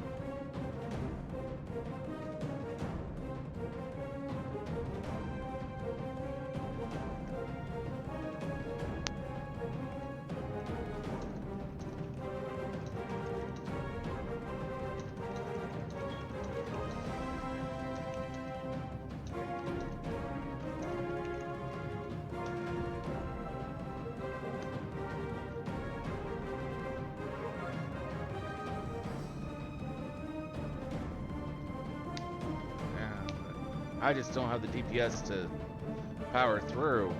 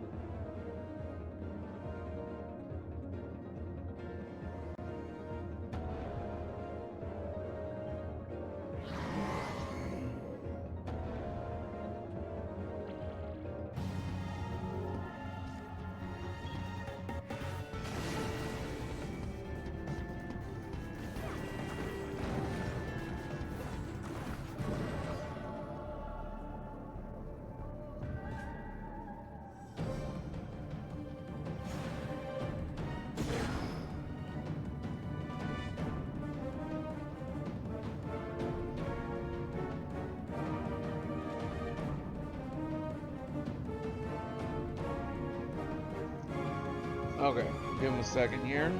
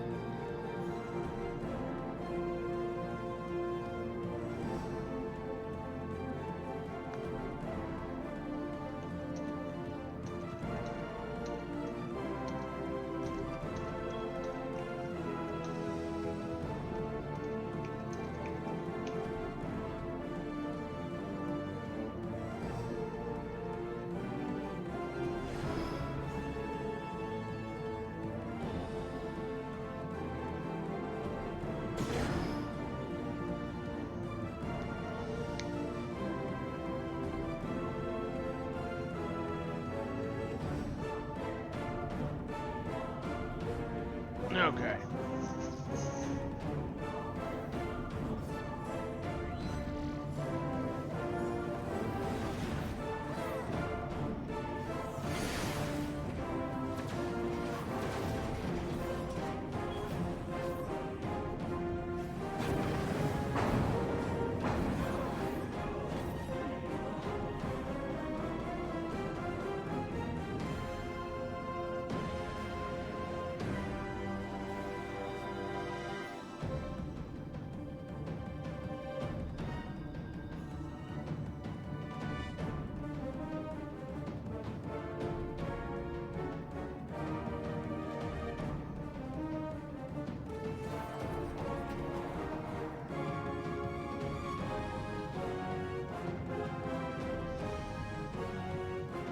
Didn't give me the boost I wanted it to do.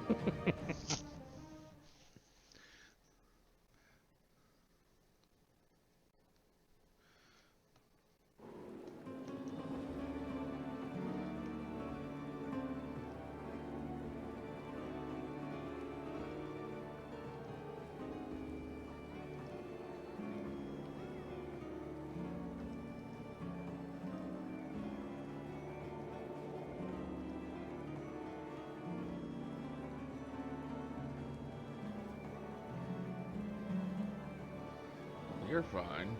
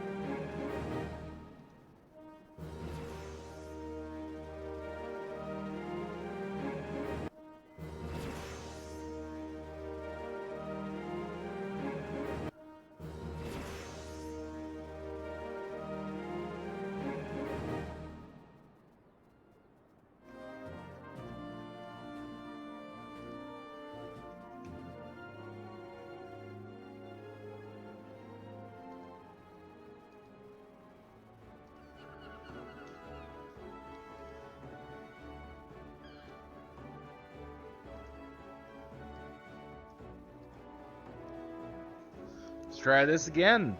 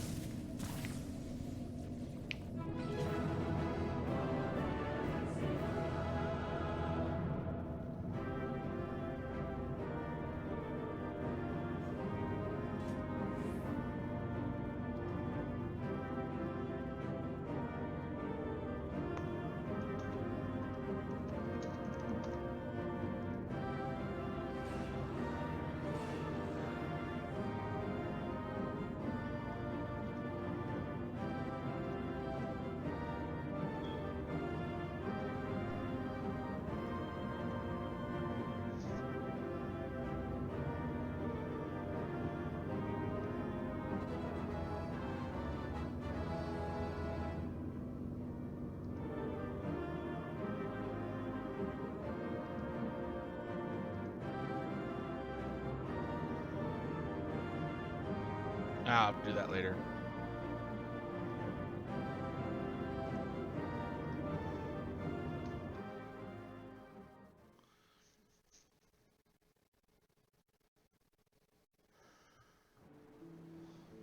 I was going to.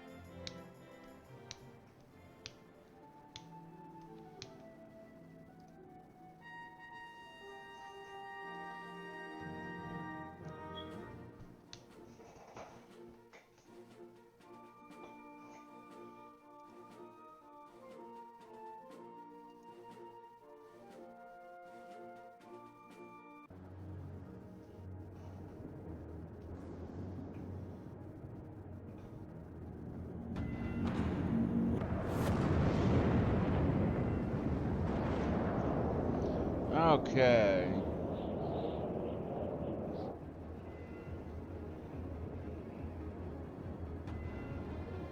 Well. Okay.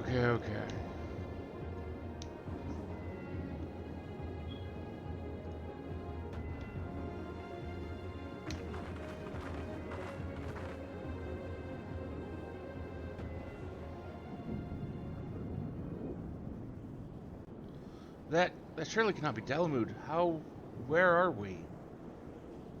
The final resting place of Nail von Darnus.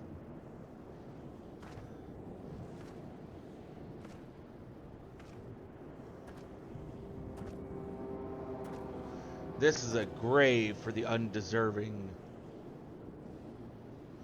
And for the crime of trespassing upon my God's sanctuary, this place shall serve as your grave too.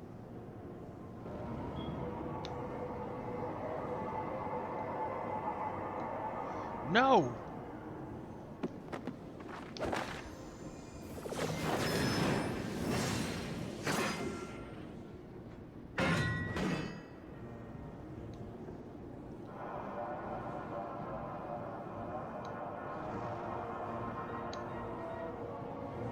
In the hour of his failure, Nail von Darnus felt the currents of ether begin to bear away his essence.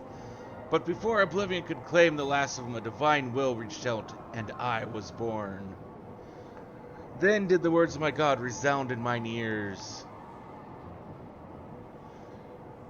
Bring unto mine enemies crushing defeat, that they might know despair without end, and claim thee thus the victory which thou wert once denied.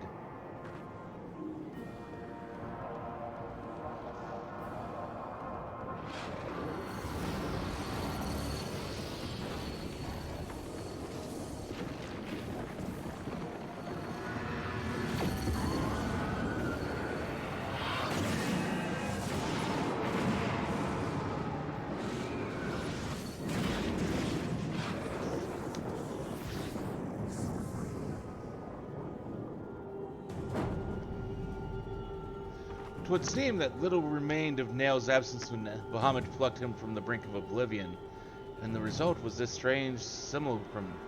Nevertheless, her aura bespeaks great power. She channels the rage of the Elder Primal himself. Lord Bahamut, thy wish is my command. None shall escape thine unquenchable fury. Come, ye dull and unthinkable beasts, bare your teeth.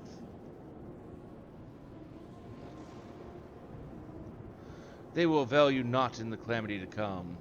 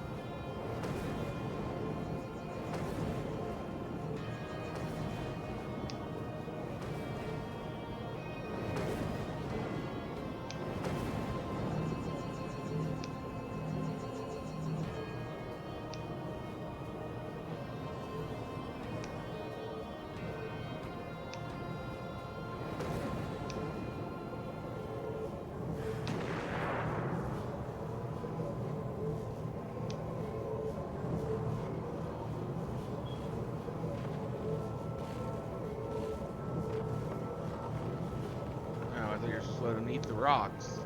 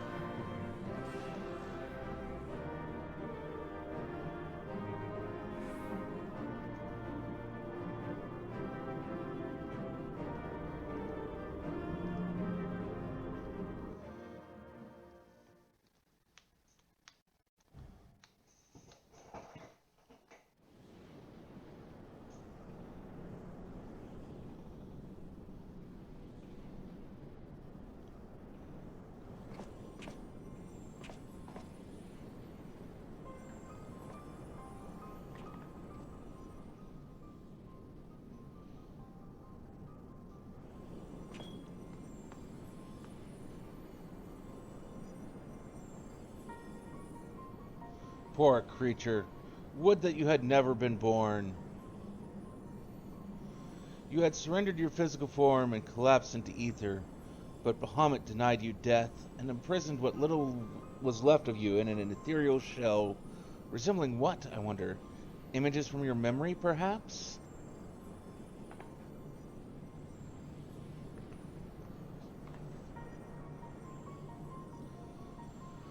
That shell is now broken, and your primal deity seems disinclined to sustain your existence. My primal deity? I kneel to no icon. What need have I to beg the favor of such filth? I am Nell von Darnus, legatus of the 7th Legion. No, a moment. My thoughts are clouded, and this body is not mine own. Could it be that you spoke the truth? Was I ensorcered by the Lesser Moon's ancient prisoner? That will not happen again.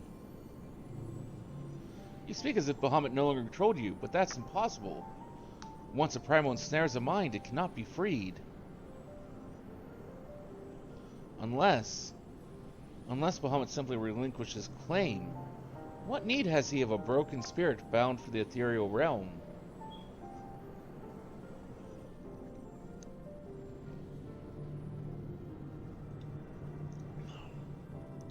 Oh, that I should fall prey to the very influence I sought to purge from the land. The irony is galling. But do not assume that all my actions were chosen for me. It was my will that the Meteor Project be resurrected, mine and none other. Yet it seems that my grand designs were destined to fail. Even the ungentle release of death was denied me. Now, please, you must tell us more of the calamity. I must know the truth of what has befallen the world, and what has become of my grandfather Archon Louis Sois. You are Louis Sois' grandchild? Ah, the fates are generous with their cruelty. Continue on. If you would have your answers, they await you at the terminus of your path. But know that this path leads only to despair. The light of truth was ever harsh and unforgiving.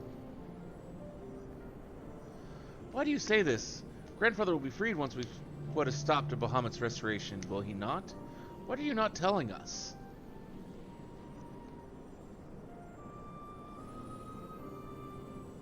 Still yourself, child. Only unbending resolve and merciless strength can conquer what lies ahead. The weak can do naught but weep under the pall of their own misery, as did the frail child I once was.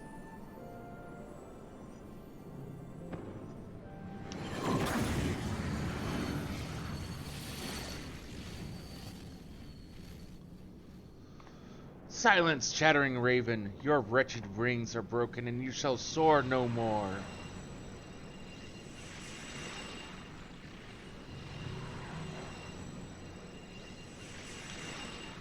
No, my crimson moon, your brilliance sears mine eyes.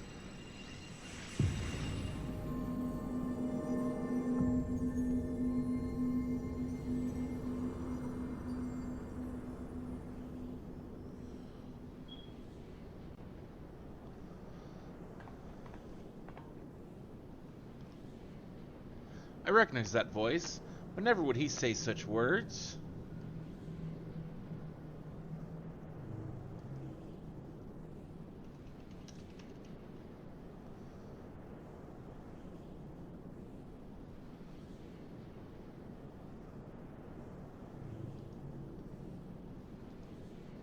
Come, let us finish what we came to do. All will be put right when the final hulk lies dormant. Grandfather will be himself again, I'm sure of it.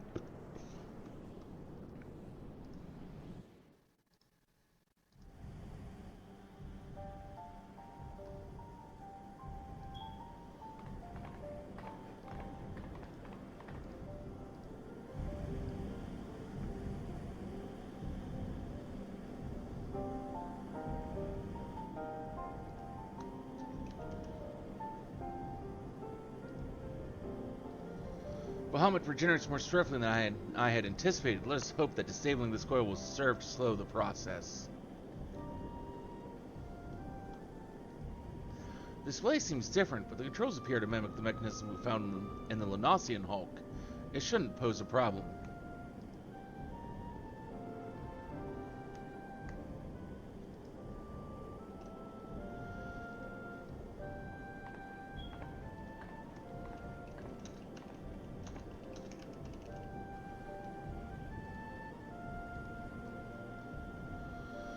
Illusion, forgive me. The moment I beheld Nail's transformation, hope wilted in my heart. I did not believe you could stand against the manifestation of Bahamut's power. For all your fabled strength and skill, I felt certain that I was going to lose you. Just as I lost my grandfather, even he, a man for whom naught seemed impossible, was humbled before Bahamut's might. And yet, look how far we have come. 'Tis incredible the feats of which we are capable, our boundless potential. 'Twas this capacity for greatness, I believe, that grandfather so dearly wished to protect. With all that has occurred, I have come to understand that much at least.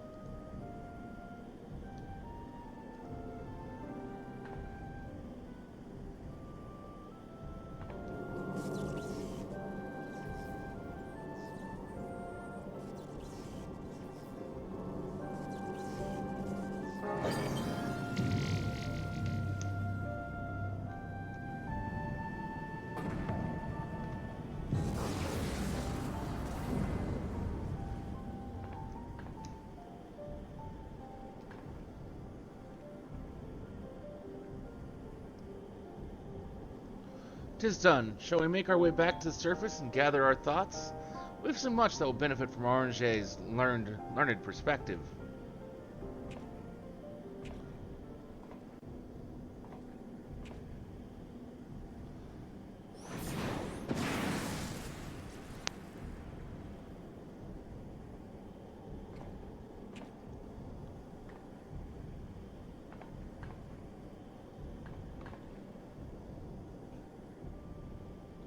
Grandfather, it is you. Then why? Abandon this quest, LSA. I will not countenance further sabotage of the coils.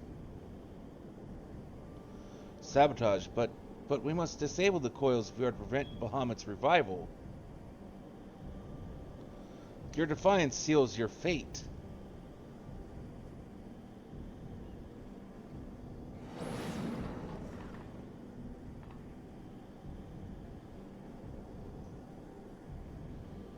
No. No, you are not who I thought you were. My grandfather would never.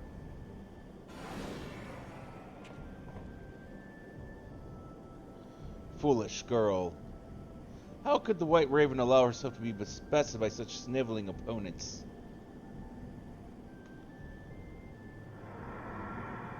Listen well, we all exist at the pleasure of one divine will, and the word of Lord Bahamut is absolute.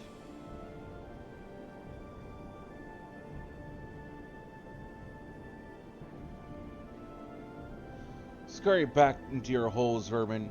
You haven't granted this one reprieve. But should you be so foolish as to crawl into my lord's domain again, I will crush the life from you myself.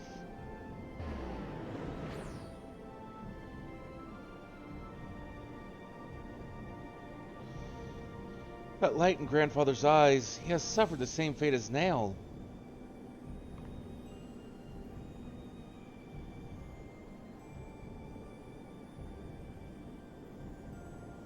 My grandsire is no more. That was not but a phantom that profanes his noble memory. This mockery must be expunged. I will not rest until I free grandfather's soul from Bahamut's tyranny.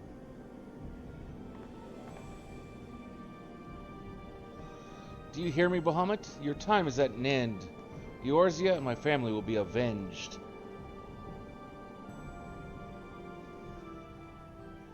So I remember I had a conversation not long ago with someone about this very thing. About,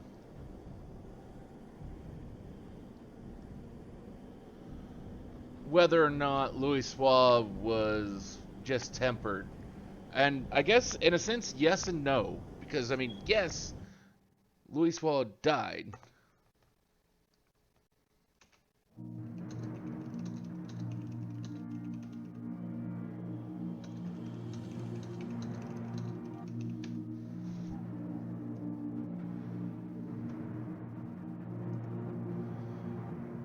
Alice is keen to seek Orange's learned opinion on the disturbing events which unfolded during your expedition into the second coil. Truly, it is wonderful to escape that stifling air and return to northern Thanalan again, it would appear. I must thank you, Illusion. Were it not for your bravery, I strongly doubt that I'd be standing here now. But you need not tarry on my account. The danger has passed. Pray, go on ahead and apprise Orange of all that has occurred. I will join you anon. My thoughts are yet unruly, and I would rest here a while.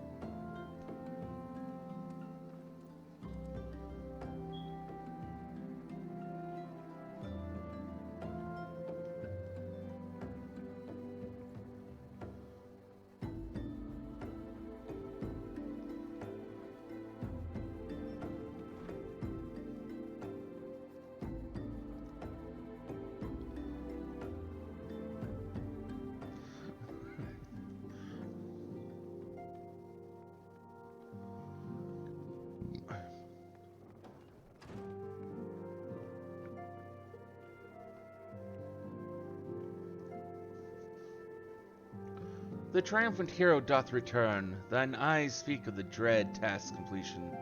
The second coil now lieth dormant? Yet I sense the tidings thou bearest are not altogether glad. Pray tell me, what ill hath cast the shadow which falleth now across thy brow?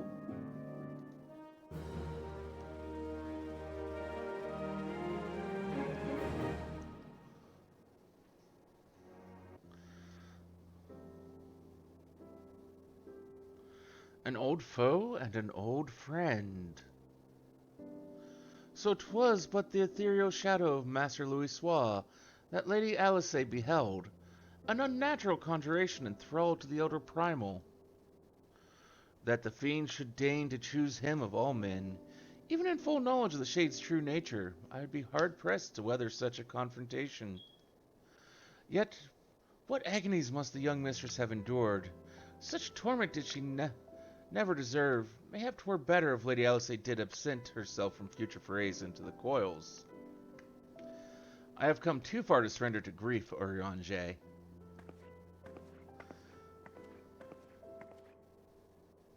My lady, I am resolved to defeat these fiends, and naught shall sway me from my path. Now let us peer more deeply into the well of our discoveries. As you wish, my lady.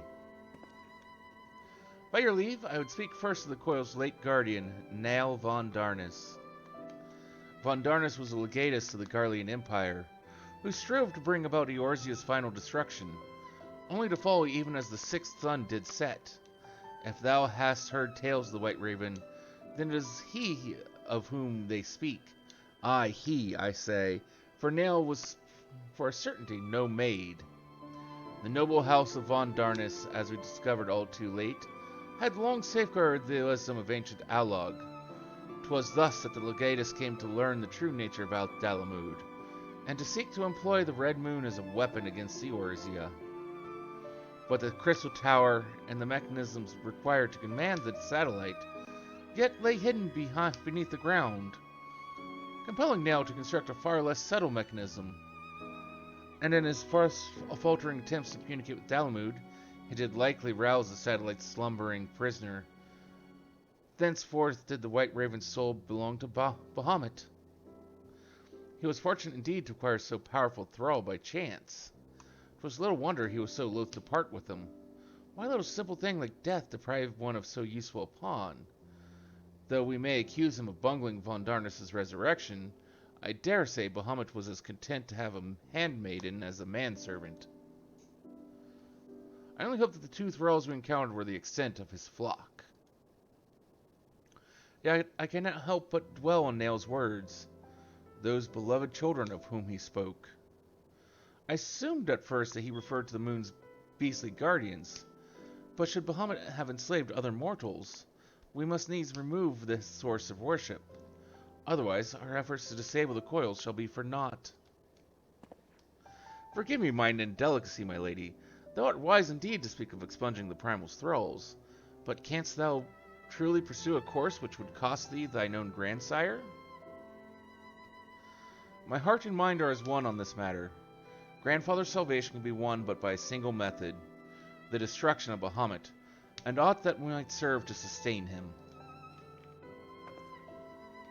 Illusion, while Urianger and I endeavor to ascertain the existence of any further thralls, I suggest you grant yourself a moment's respite. Rest assured that I will contact you the moment I have need of your inimitable talents. That we have achieved so much I owe to you. I fear, however, that our trials have barely begun.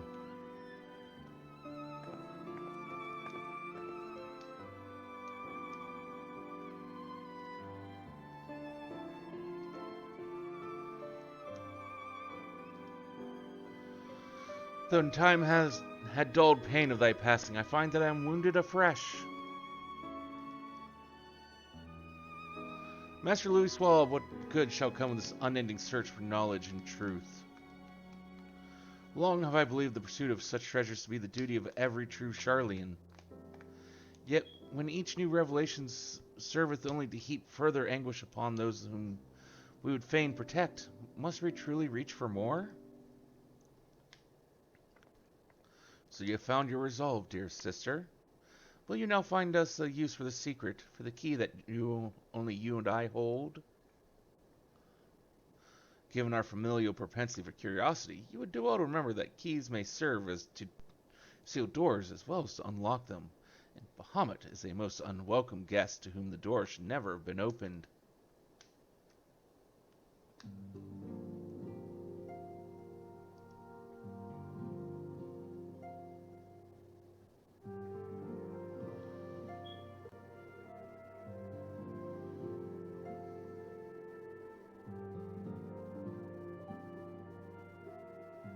This one. Urianger would speak with you regarding your mission to prevent Bahamut's return. Man is wont to cast light wheresoever secrets lie hid in darkness. Though that which he illumineth seldom bringeth him joy, so it is with such unhappy truths as Bahamut's immense shadow doth conceal. Yet ever onward forgeth Mistress Alice, undeterred by the burden of knowledge that weighteth heavy on her heart. 'Tis a perilous path she hath chosen, and a painful one. I prithee, Illusion, remain by her side as her valiant blade, that she might see her quest to its conclusion.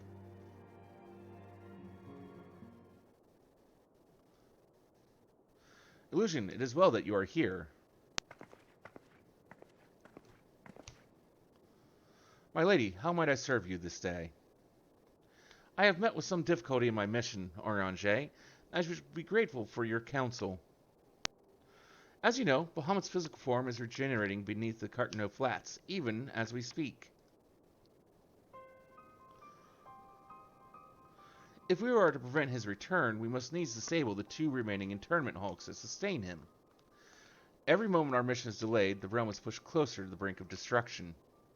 Alas, though I have determined the location of the fragments of Dalamud leading to the hulks, I have been unable to find a way to enter them.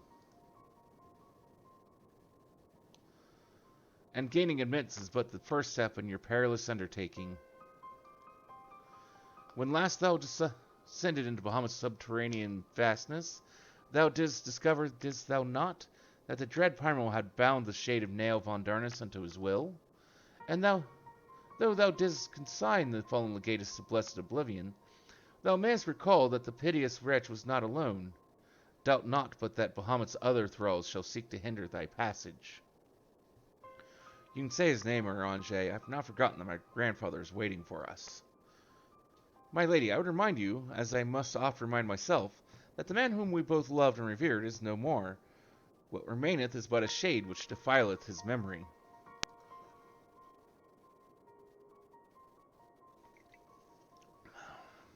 The vile verbiage that spilleth from his lips must not be heeded, for it cometh not from your grandsire, but from Bahamut himself.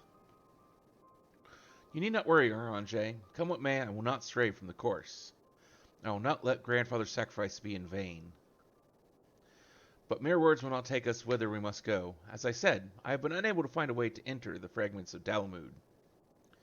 My lady, might I suggest that you visit the fragments again in Illusion's company? Full oft hath the warrior of light set events in motion by virtue of her presence alone. 'Tis possible that she may do so again. I, the while, shall search for answers in mine own. By our efforts combined, full sure am I that the past shall be revealed to us ere long. Were anyone else, I should question the wisdom of such advice. Yet I cannot deny that what you say about illusion is true. Very well, I shall do as you suggest. Assuming you have no objections, of course. Good. Now we seek entry to 2 fragments of Dalamud. One lies at the Burning Wall in eastern Thanalan, and the other at the Singing Shards in Mordona. I left an assistant at each location with instructions to continue searching for a means of ingress. It is not impossible that they could since have found something useful to us. Let us begin by visiting my man at the Burning Wall. Dex, I think it was.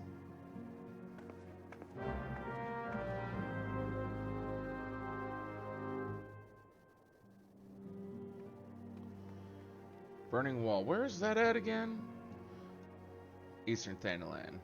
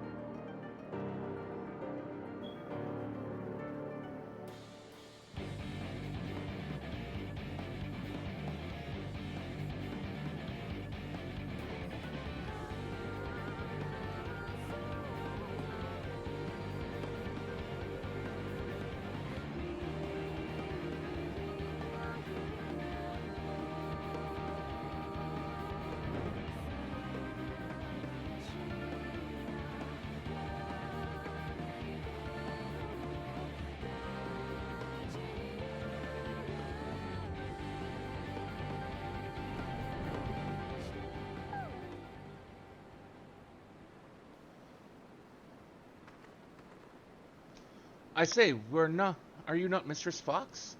My lady's most faithful companion? Sinus Madam at your service, and may I say what an honor it is to meet you.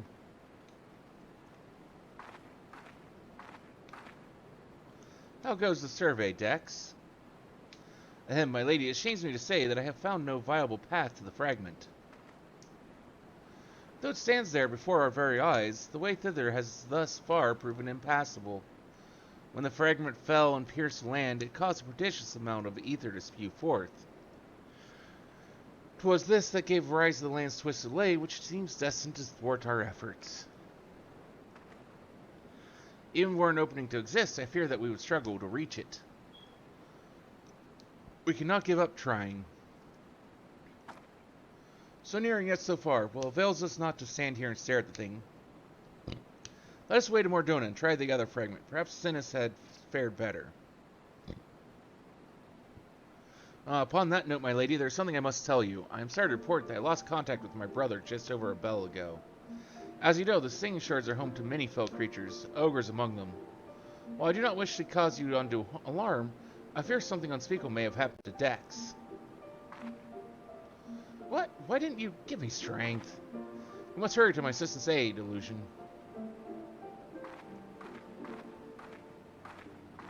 It's like, why didn't you just start with that?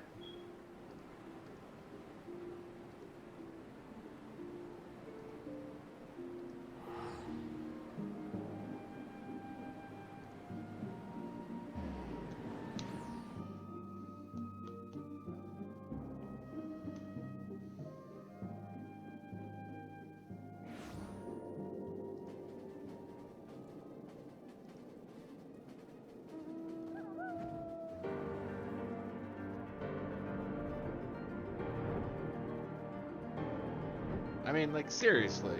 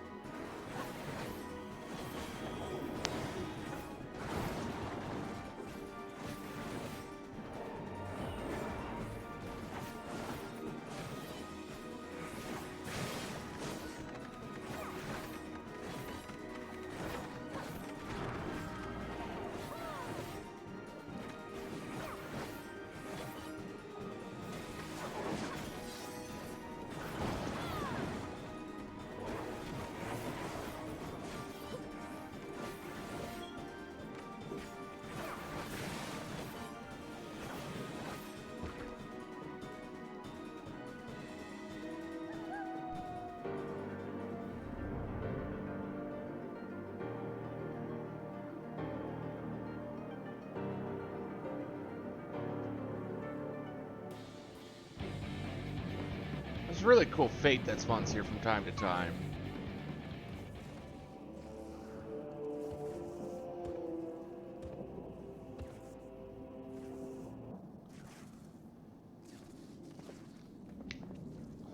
Thank you, adventurer. For a moment there, I feared that my bones were to be ground up and used to bake bread. I am relieved to see that you are unharmed. It was wrong of me to press such a dangerous task upon you. My lady, your worries are wasted on me. 'Twas nothing at all, I assure you. If it pleases you, I shall report on my findings. As you can see, though the tip of the fragment is exposed, the rest is encased in rock and crystal, rendering it impossible to enter the structure. We might try excavating the area around the fragment, but that is like to take time, and there really is no telling how deep we may need to dig before we find a suitable point of ingress. As such, I am forced to conclude that gaining entry to this fragment is unrealistic. Forgive me, my lady. Confound it, we are losing precious time. What are we to do now? 'Tis I, Orange. Glad tidings have I for thee and my lady. For a blessing a way hath been found by which thou mayest enter the remaining fragments of Dalamud. Pray escort Mr. Chalice to the Cerulean processing plant in northern Thanalan. There all shall be made clear.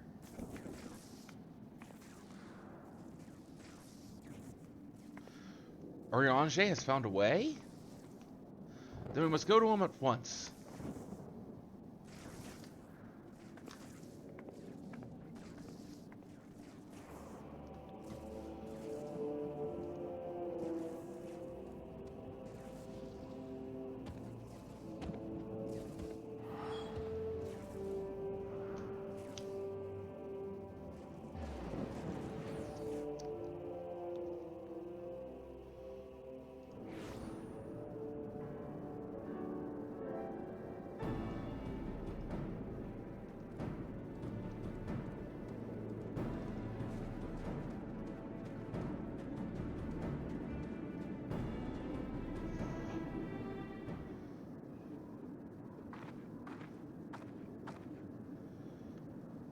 My apologies for summoning you thus from afar, my lady, but 'tis here that your journey may finally begin.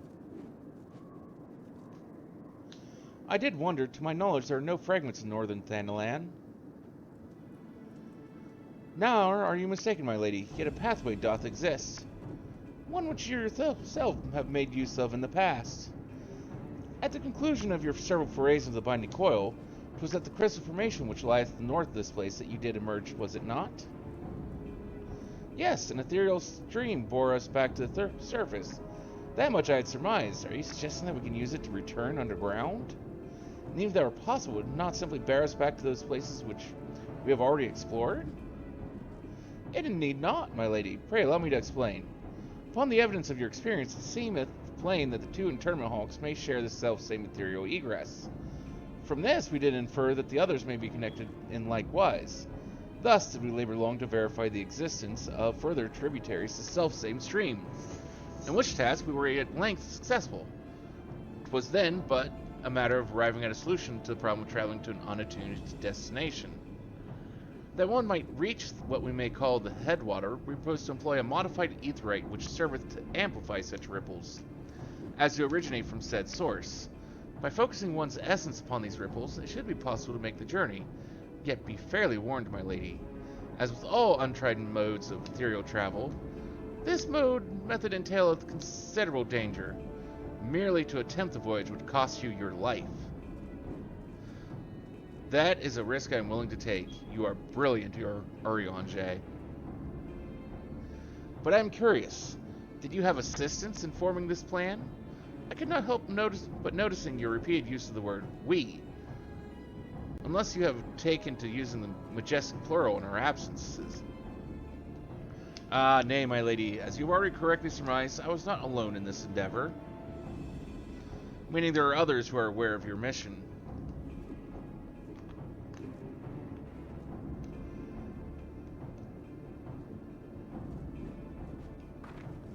Well, it cannot be helped now. Preventing Bahamut's return is what matters. If some secrecy must be sacrificed to achieve our goal, then so be it.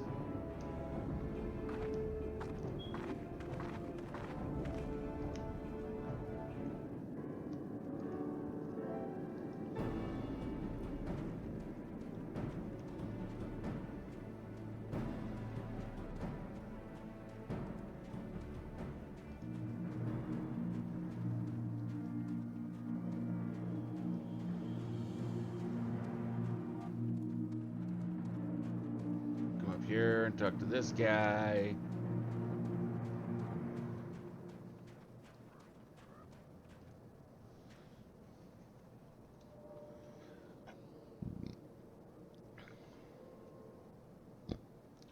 So that must be the modified aetherite, but what are the immortal flames doing here?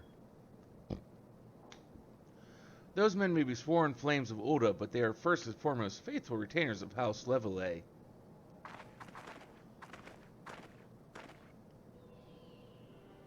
Alphanos, it was you who was helping your Oriange. Who else could it have been, dear sister? Lest you worry, I have no intention of making the details of your venture public. Like you, I'd prefer to avoid causing a panic. But given that which is at stake, namely the survival of the realm, one must be willing to accept help when it is offered. Would you not agree? At the very least, do not be cross with Oriange. 'Twas at my behest that he kept silent. We will speak later.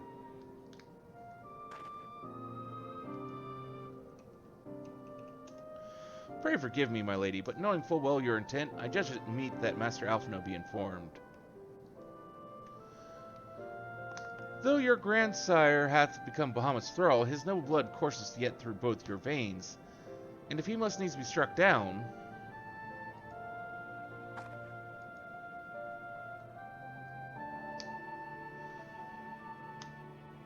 Do you hear that, Alphino? I meant to strike down grandfather, and when I have done so, I shall banish Bahamut to the ether. Nothing you say will sway me from my course. I will protect Eorzea, and I will uphold grandfather's legacy.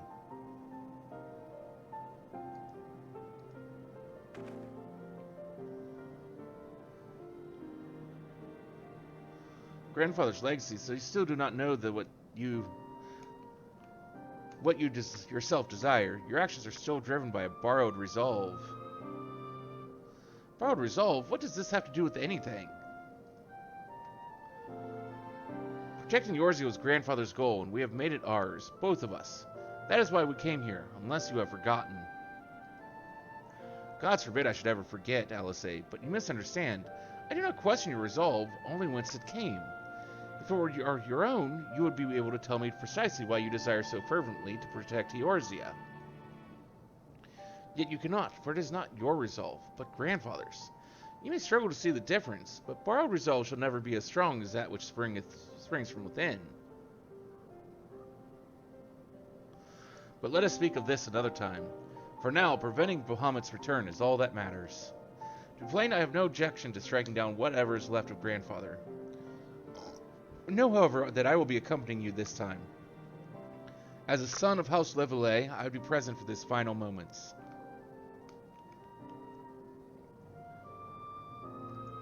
Very well, you may join us on one condition. I make the decisions.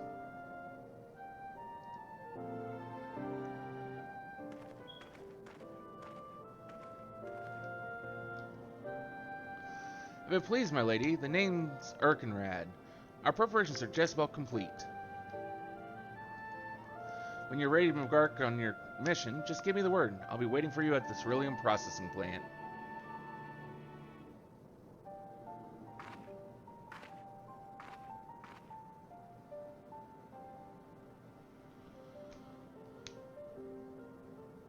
Pay no heed to my brother. You can rely on me. We have come far together, you and I.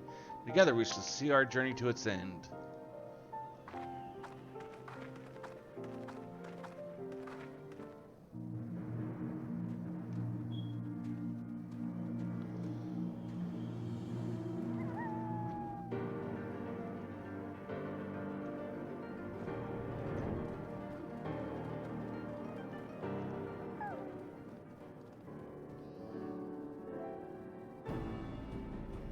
I've been waiting for you, Mistress Fox. I am pleased to say that the aetherate's primed and ready.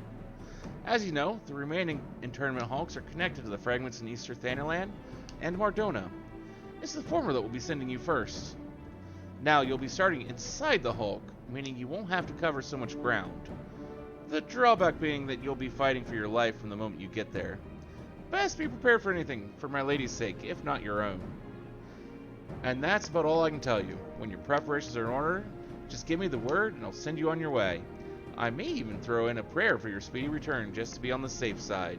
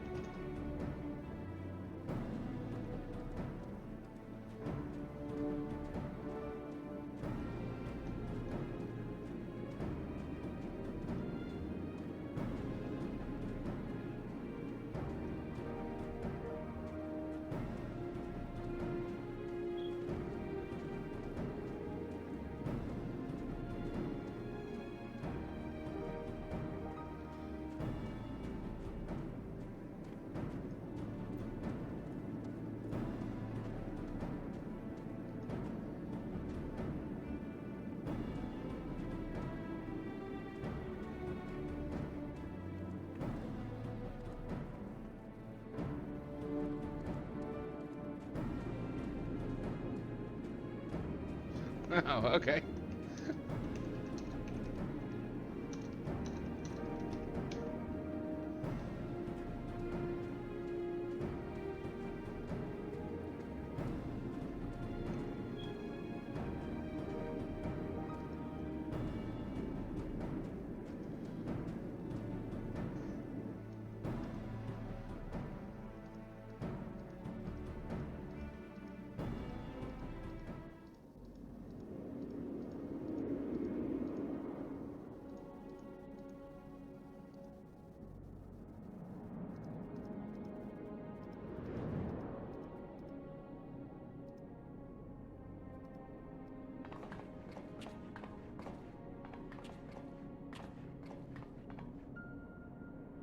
So that's how it looks on the inside. The internal Hulk still functions. The teleportation was a success. We are come to the right place. There's no telling how much further Bahamut has regenerated since we last beheld him. Let us make haste to the main bridge and deactivate the coil.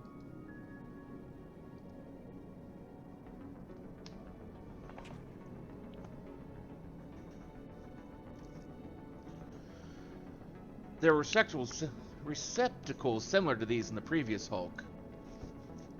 Those held chimerical beasts, but only the Alguns know what other abominations may be sleeping within.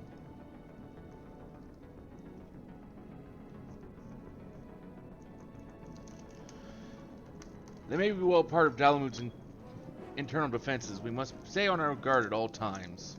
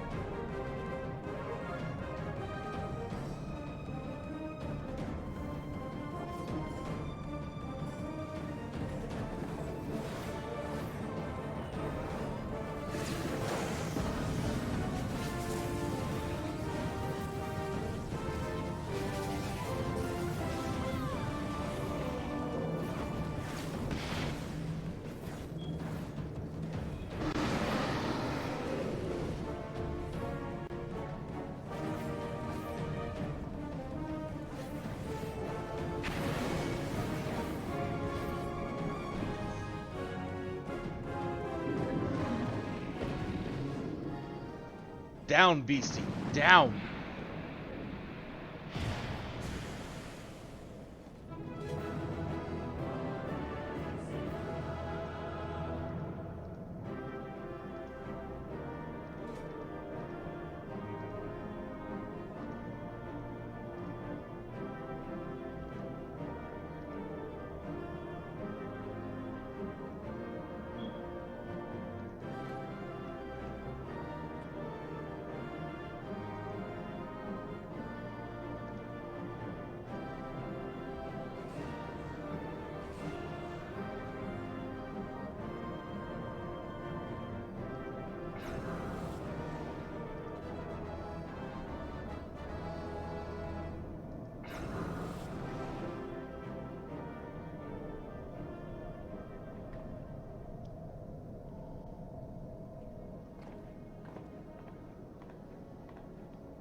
By the 12 dragons and so many.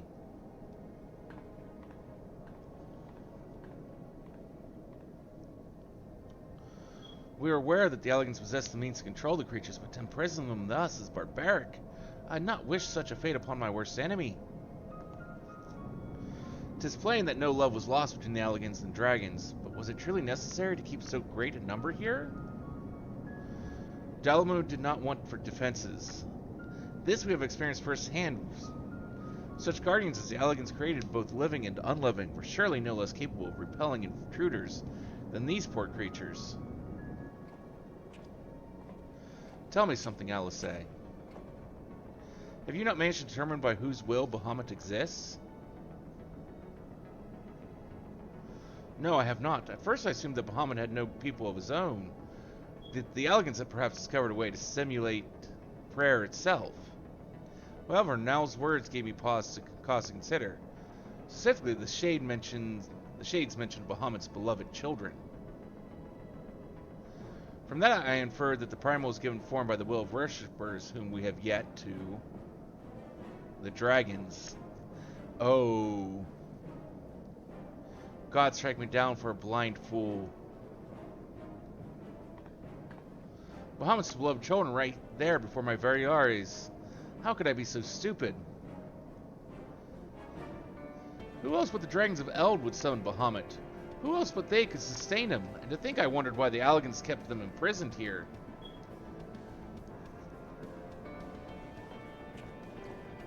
Even should the flame of Bahamut's life go out, his faithful children would summon him back. For this reason, the Elegant Empire kept an army of dragons here in a perpetual state of duress, that they might sustain the primal's existence. Truly, the Elegant's ingenuity knew no bounds, and neither did their cruelty. Small wonder that Bahamut was so enraged. Let no one deny that it was man who sowed the seeds of the calamity.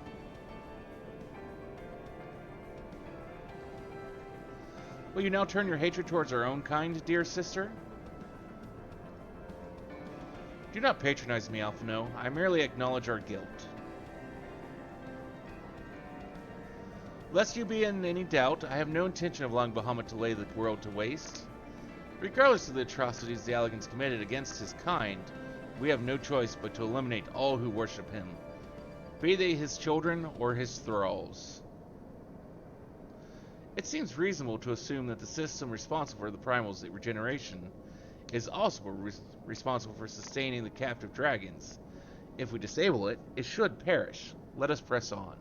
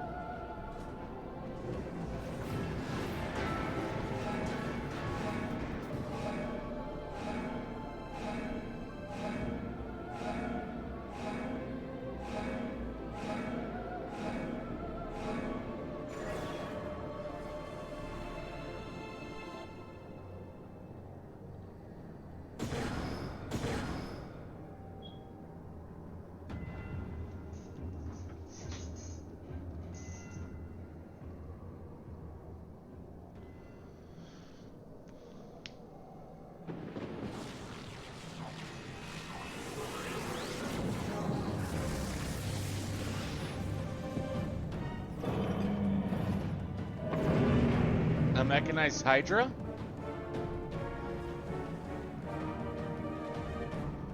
Kalia.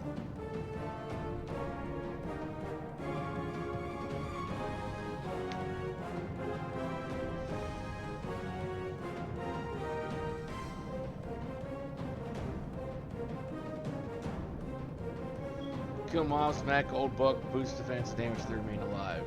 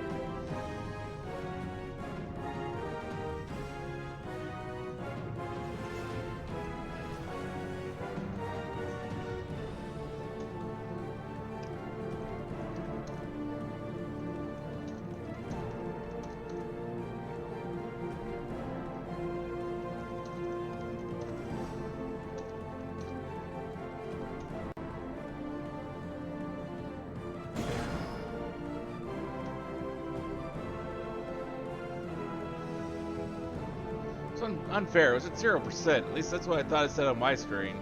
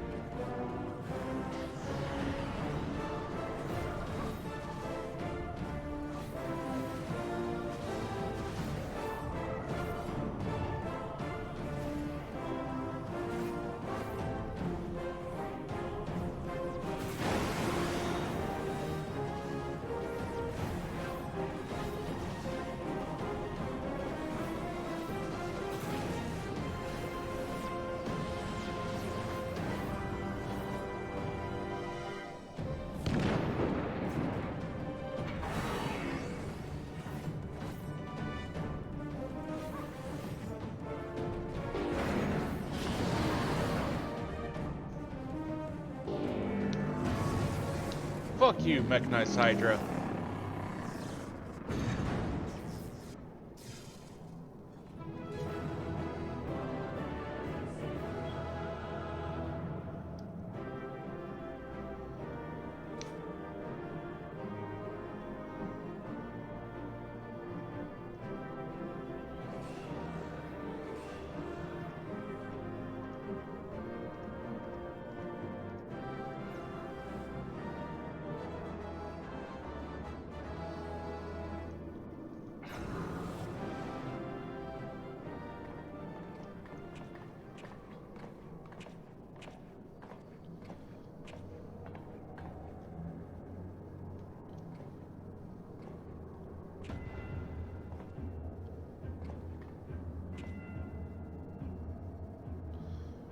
Why, this looks like Amado Dalamud, yes. For millennia, Bahamut must have gazed at this unchanging view. Trapped inside a prison that was scarcely large enough to contain him, unable to move, denied the release of death, how his hatred for man must have burned.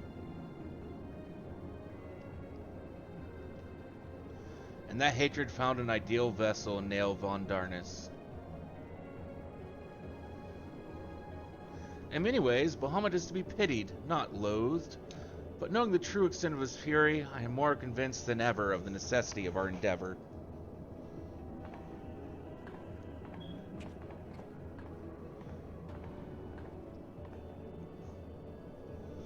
Besides, his is not the only soul that cries out for vengeance.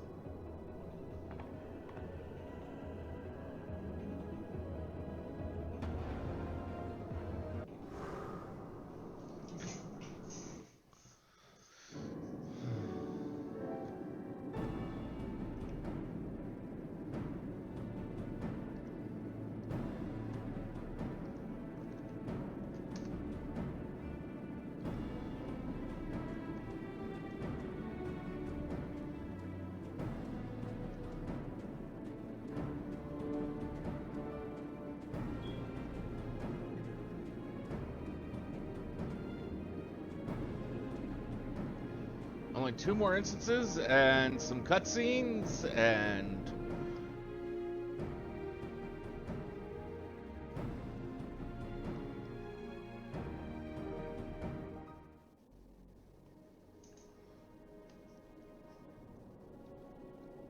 Gods, he is almost whole again. God, LSA's voice sounds so different.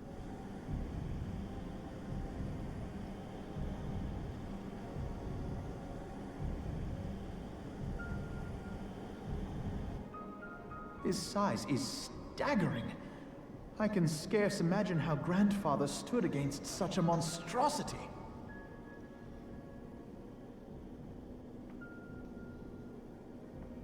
This cannot be allowed to proceed any further. Let us disable the coil and move on.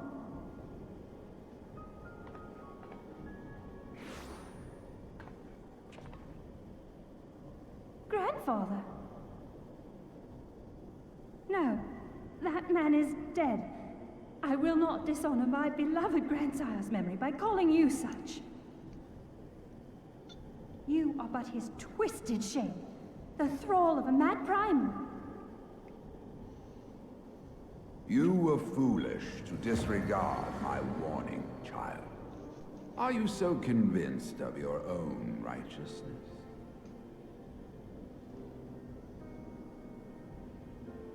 'Tis the rightness of our path that led us to return.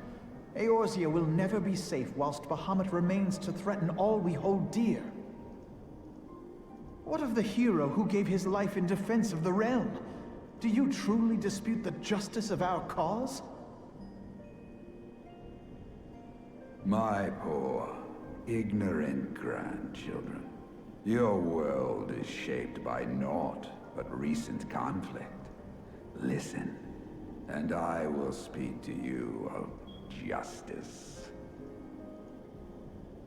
'Twas in the twilight of the Third Astral Era. The southern land of Mericidia suffered invasion at the hands of the Alagon Empire. With no atrocity too depraved for their purpose, the forces of Alec were unstoppable in their advance. Desperate for salvation, the dragons prayed to one of their first brood, to their ancestor Bahamut. Infused by the power of their fervent supplications, Bahamut arose from the abyss of death and took wing as the Mericidians' new-born god. Yet this great miracle would only serve to further the maniacal designs of the dragon's imperial conquerors.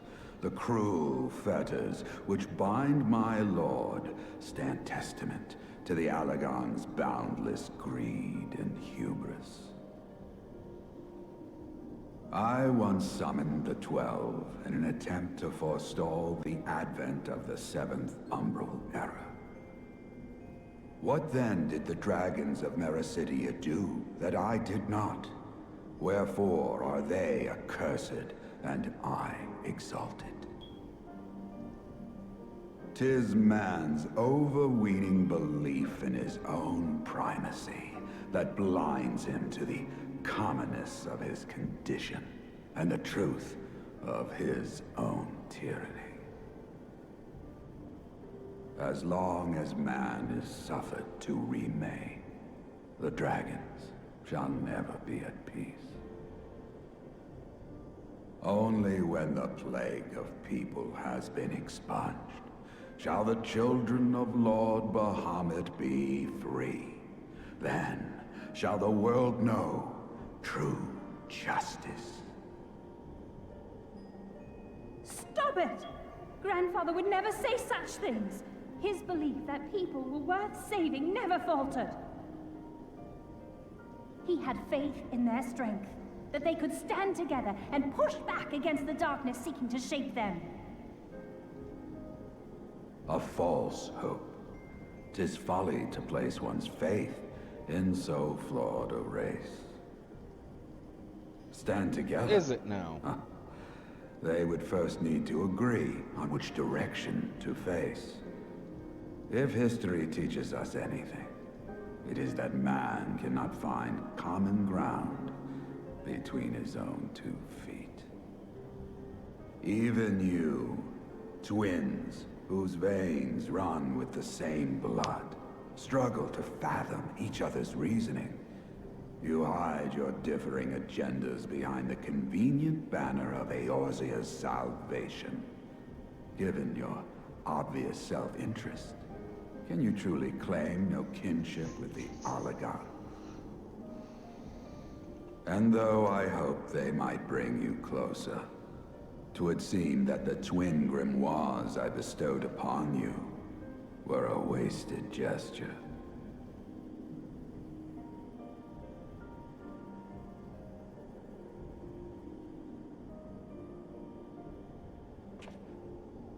There may well be truth in your judgment of Alize and me, but such a one-sided tirade bemoaning the evils of man rings false, coming from the lips of Archon Louisoix. Tell me, do you champion the cause of dragons because Bahamut compels you as his thrall? Or is it because you yourself have transcended the limits of man's existence? Ah, so the possibility did not escape your notice. What I prayed for, and what I have become. These are the keys that unlock the truth behind Eorzea's rebirth. If you would have them, then you must needs take them by force. Come! Rend this divine form asunder and claim your answers.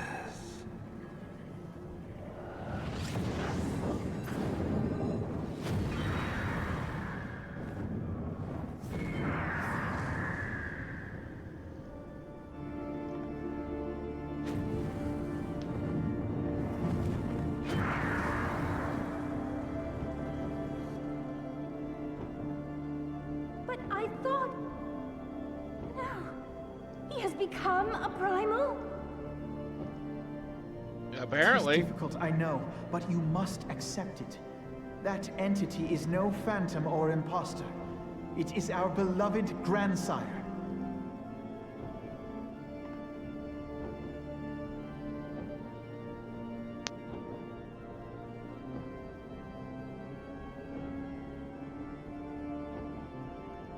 Please, for his sake and for ours, you must defeat our grandfather.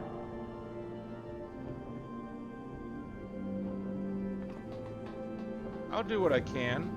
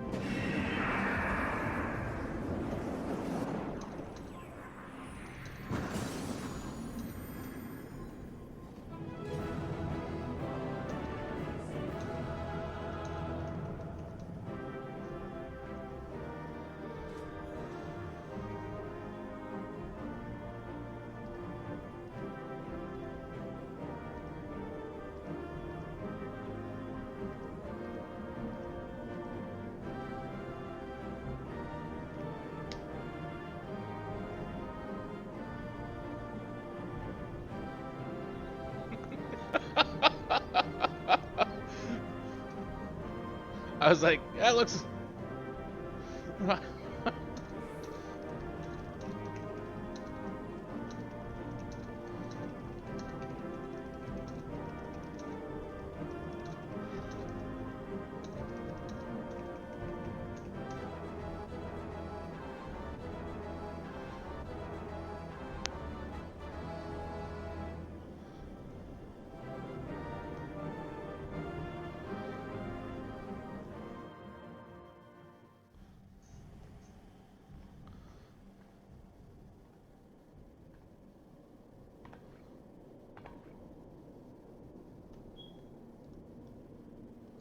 Grandfather is truly gone this time.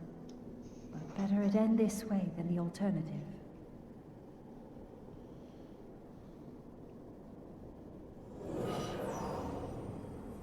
I am yet here, Alice, my dear, sweet granddaughter. Grandfather?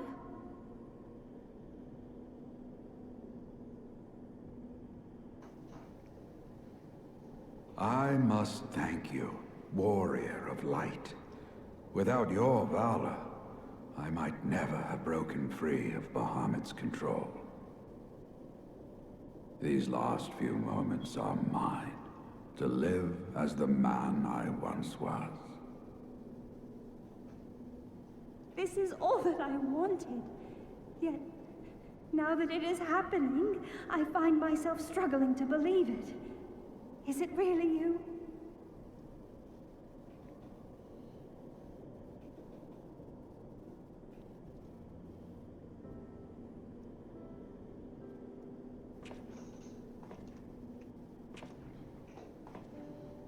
Grandfather, pray forgive me my insolence. It was not my intent to demean you. Forgive you? I am proud of you, child. You were wise enough to deduce the manner of creature I had become.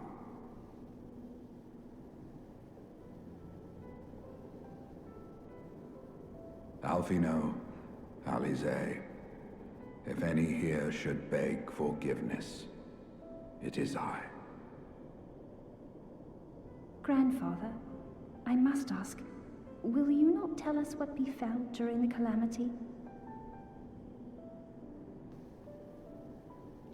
Yes, yes, of course. You have come far to hear the truth.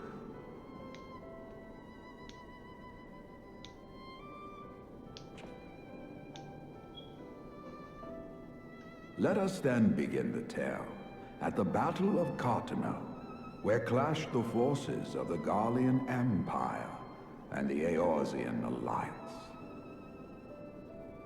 'Twas there in the sky above the surging armies that the elder primal Bahamut broke free of the Red Moon Dalamut. In an effort to contain this avatar of destruction, I called upon the 12 to aid me in the creation of a prison of ether. But Bahamut would not be caged by such feeble bars. Too vast was his might, too fierce his rage.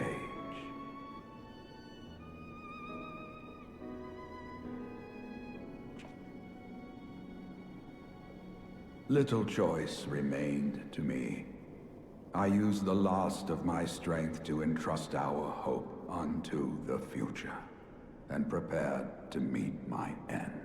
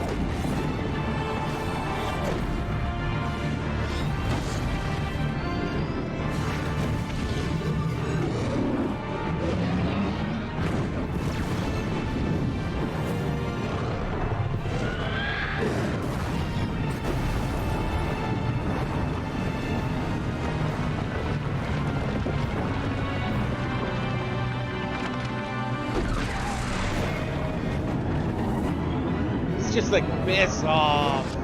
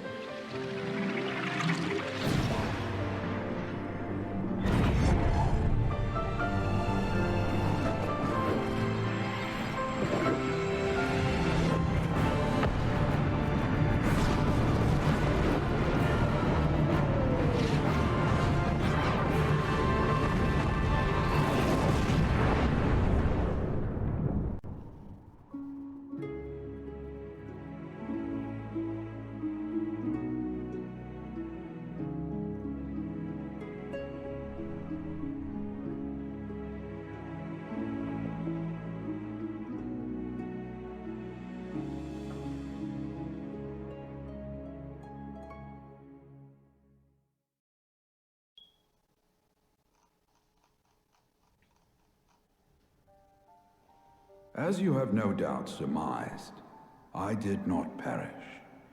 When the cage built from the essences of the 12 was destroyed, the sky was filled with a colossal cloud of ether. This drifting energy responded to the prayers of those fighting below, and to my own desperate wish that the dying realm be saved by infusing me with the power of a primal. Well, that was dumb. I became the immortal phoenix, ancient symbol of rebirth. Rising into the sky, I struck Bahamut with all my newfound strength. The blow shattered his earthly form, and a shower of ether rained down upon the land. Thus began the rejuvenation of Eorzea. Believing the deed done, I relinquished my hold on that staggering energy, desirous that it should be returned to the realm without delay. But I had not reckoned on Bahamut's tenacious will. Even as he teetered upon the cusp of oblivion, the dragon reached out to claim me. Alas, within my fast fading form, enough remained of the Phoenix's energy to offer Bahamut a hold, and he dragged me along in his wake. And thus began your existence as the Elder Primal's thrall. I cannot help but wonder at his will to survive.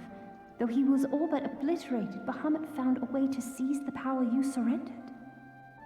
That would explain why part of his physical form survived to be entombed underground.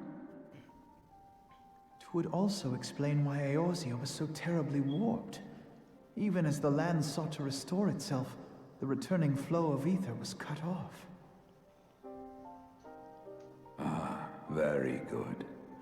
When his grip on existence was once again secured, Bahamut did not cease his feast until he had consumed every last mote of ether that yet floated in the air. And still he was not fully restored. You must remember that by this time, much of the freed ether had already returned to the land. That which remained was not sufficient to reconstruct so massive a form in its entirety. But there did not need to be, not for a being sustained by the marvels of Allagan technology. As long as some piece of Bahamut persists, the coils will seek it out and continue their regenerative task. The fragments of Dalamud appear motionless from the surface, but deep beneath the ground they had been searching, tunneling through rock and soil towards their escaped prisoner.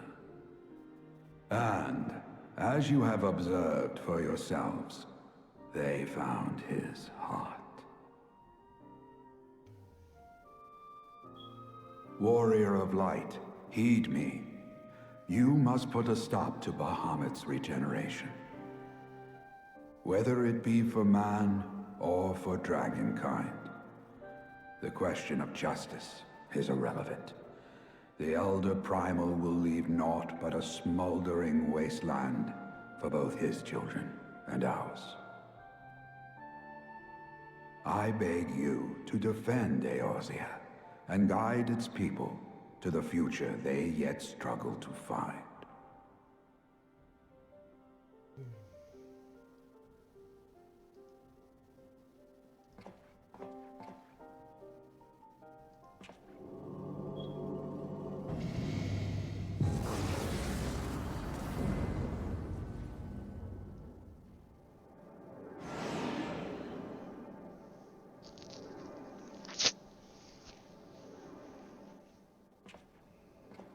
This portal will take you to the final internment hulk. 'Tis time for the tale of Bahamut and his part in the calamity to come to an end. We'll certainly do what we can. Alvino, Alize, pray, come closer.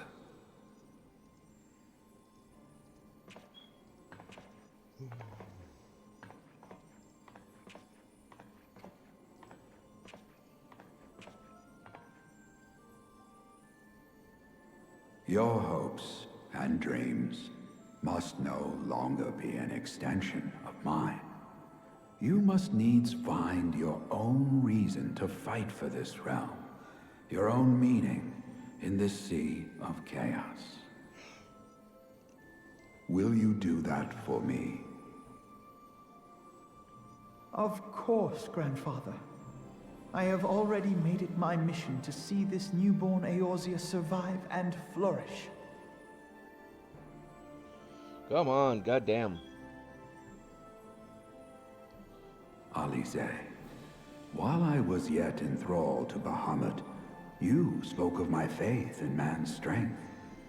Know that your words reached me, imprisoned though my soul still was. So forceful was your conviction, I wonder if that belief has not become your own. Perhaps, after all your anger and sorrow was spent, you found something greater within you.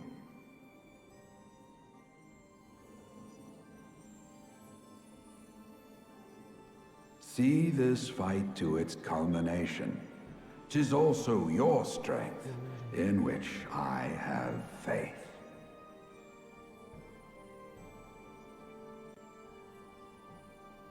Thank you for everything. Pray, take your rest, Grandfather. You deserve it.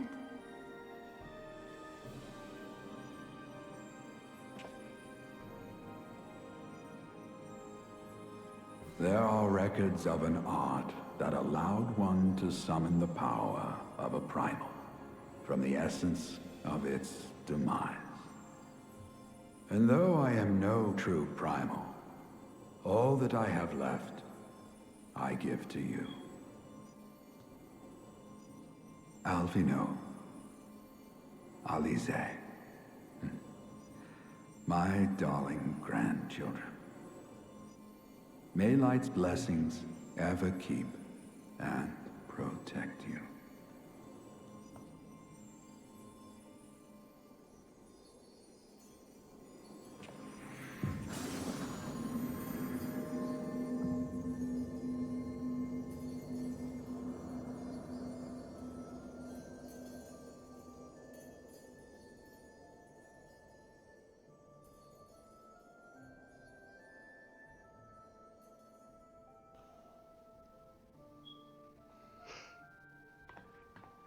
Come, Warrior of Light. Our task remains undone. Yeah, it does. Got one last step to do.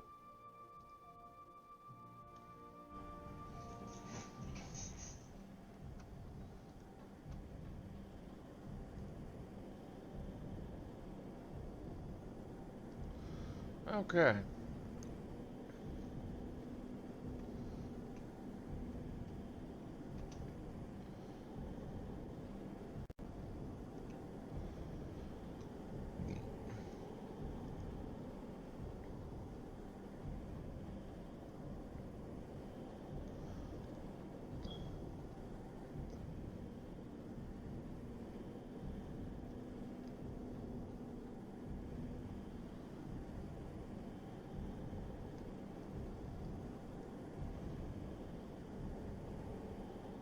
Oh, I can't jump all the way down there and just keep running on down. That sucks.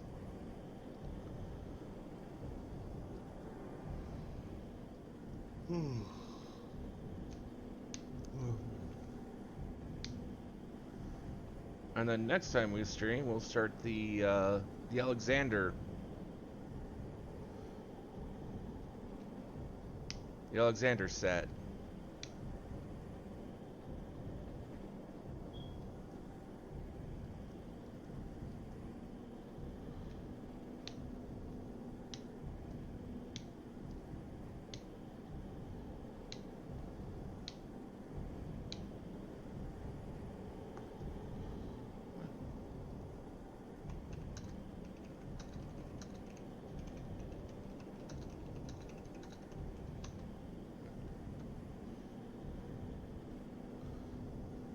Which will be what, like Tuesday or Wednesday?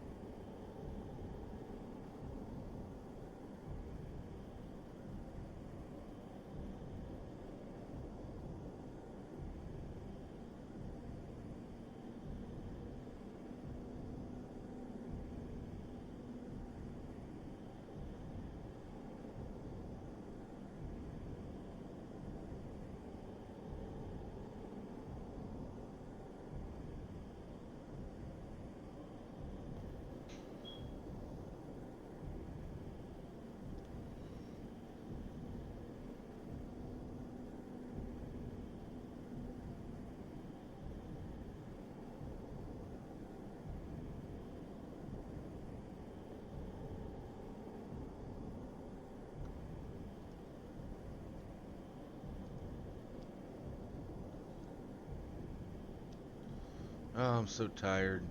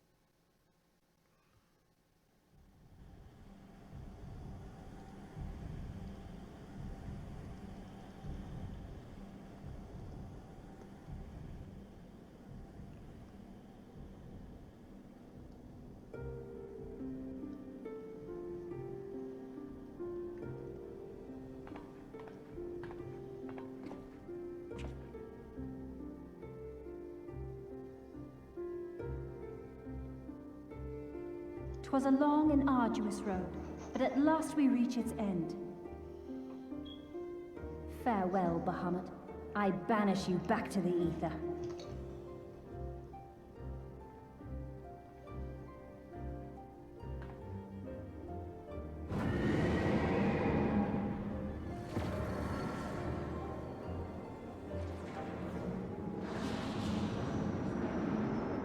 He is not yet whole.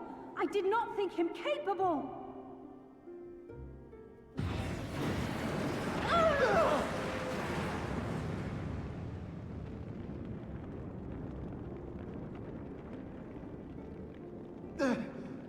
Alize! Alize!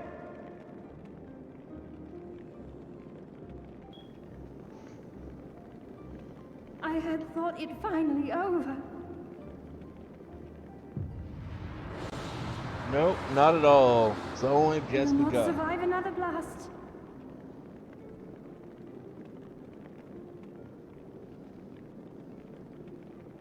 No. Is this how I honor my promise to grandfather? You must needs find your own reason to fight for this realm. Your own meaning in this sea of chaos. Will you do that for me? I will, grandfather. In fact, I believe I already have.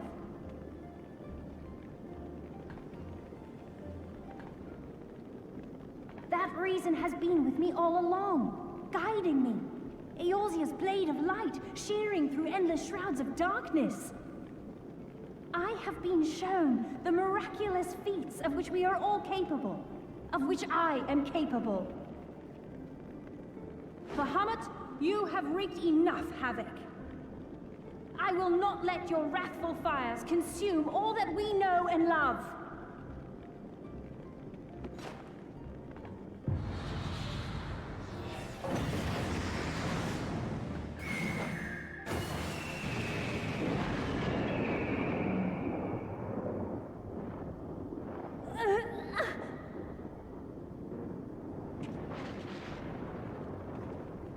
How long I have waited to hear you say that! You have found your resolve at last!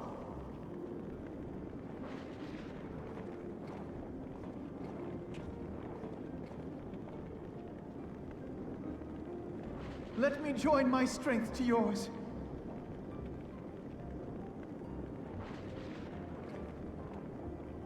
In this place, in this moment, our purpose has become one.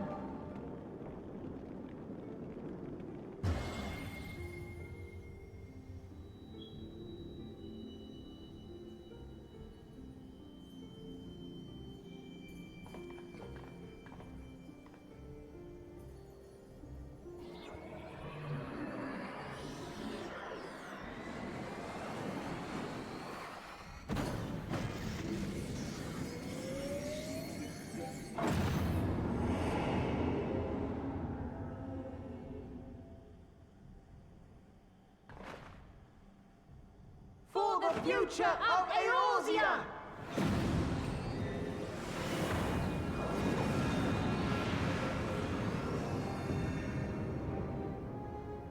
This last task is yours, Warrior of Light. You must destroy Bahamut's crystal core.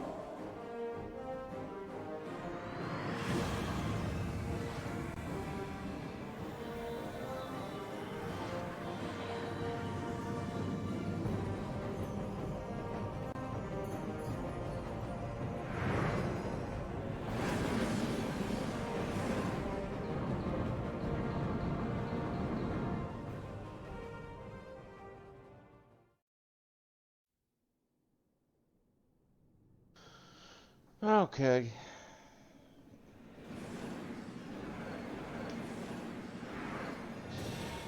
Said eight little balls of light, but there's only two of us. Two. Bring it, Bahamut. Well, he probably will, and he'll probably kick my goddamn ass.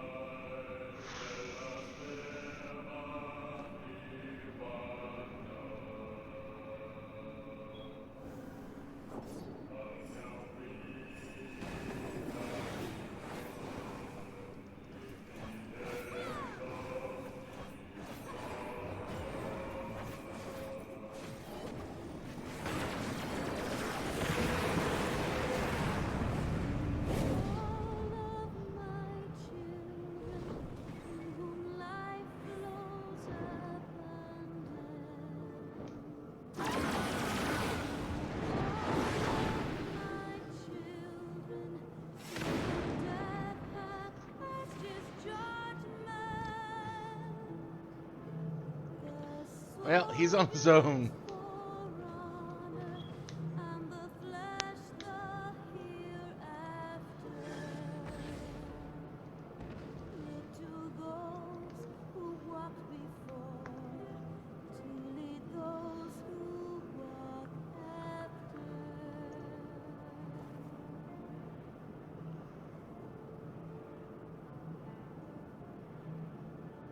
Shining is the land's light of justice.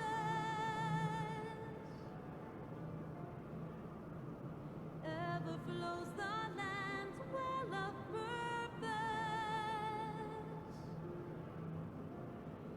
Walk free, walk free, walk free. Believe. The lamb's alive, so believe.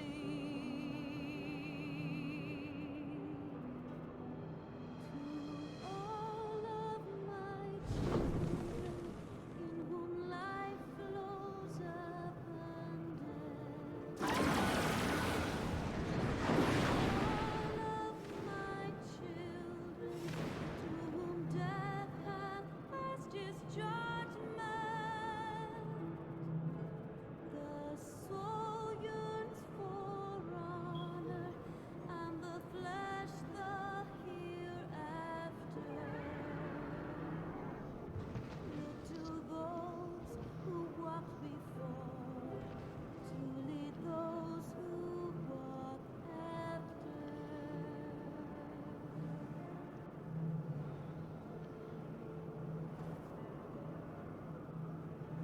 Shining is the land's light of justice.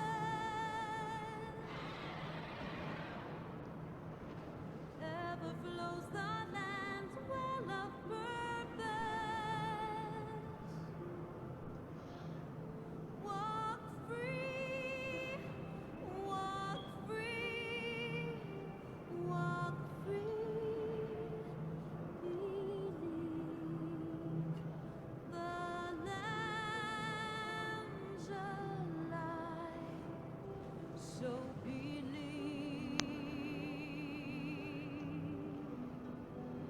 To all of my children, in whom life flows abundant. All of my children, to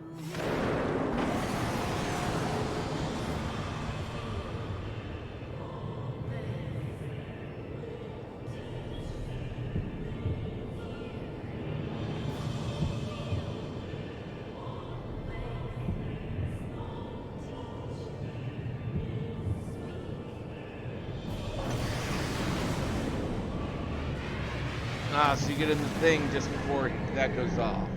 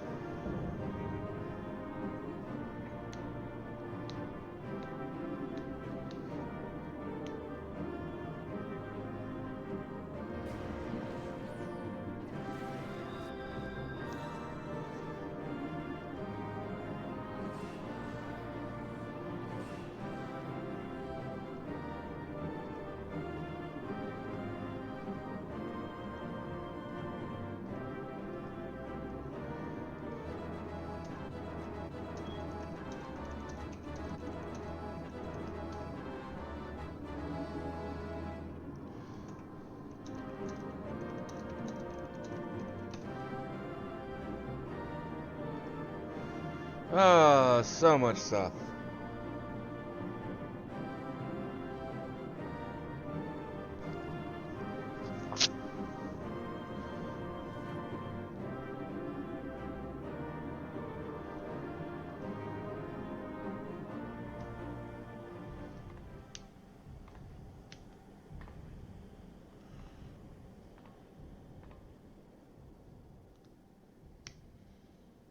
You did it! Damn right.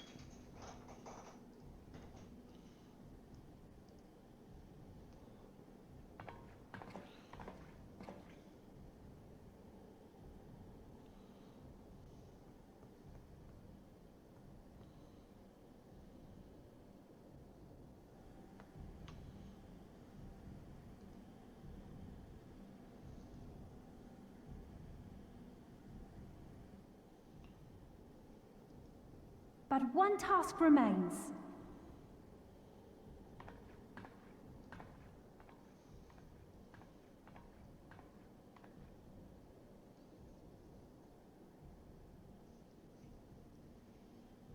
With this last coil disabled, there shall be naught left to bind Bahamut to this world. His beloved children will finally know peace. At least that's what you hope.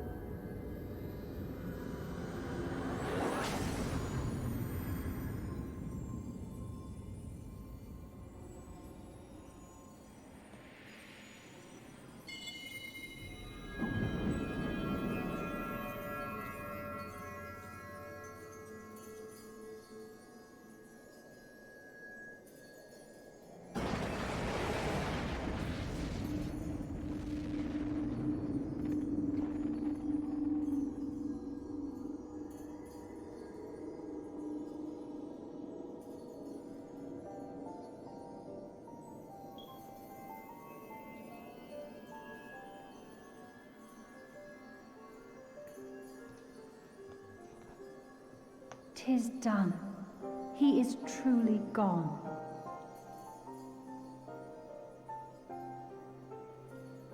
Oh, that's good.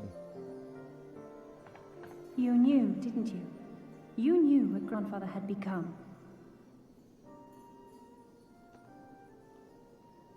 I was not certain, but from all I had gleaned, it seemed a distinct possibility. The scene people describe of the Battle of Cartano was one of unimaginable devastation, and 'tis through the combined prayers of the desperate and an abundant source of ether that primals are born. I merely put two and two together. And you consider that a sufficient explanation? Well, however you stumbled across your theory, 'twas this revelation that made you wary of my attachment to Grandfather. You feared that in my obsession I would fall under his primal sway. Is that why you decided to join us? To pull me back should I show signs of wavering?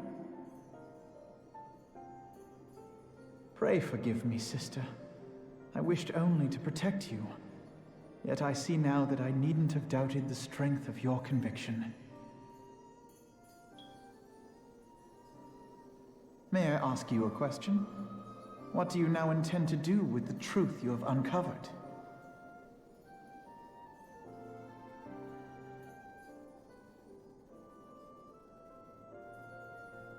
Which particular truth was that, brother? The fact that desperate prayer gave rise to the primal phoenix? That this new god was responsible for setting Eorzea on the path to rebirth? Should such a tale become common knowledge, people would soon offer up their prayers in earnest. They would beseech Phoenix to complete the healing that was begun. Yet as you and I know all too well, the very act of calling forth this savior would do more harm to the land than good. We cannot encourage such worship for this very reason. Were Grandfather forced to return as an ether-draining primal, it would undo all that he had worked to protect.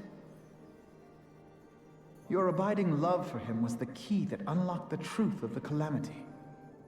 But keys may also serve to seal doors that were best left unopened. Let your love now guide your actions, and lock away deep inside the fate of both Grandfather and Bahamut.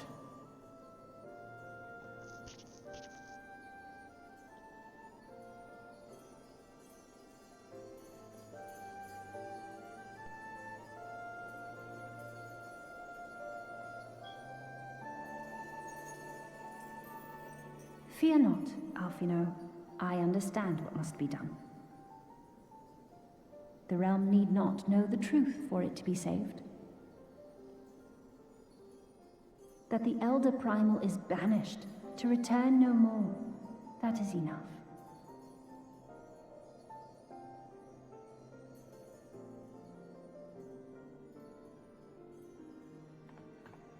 Let us make our way back to the surface. Poor Oriange must be beside himself with worry.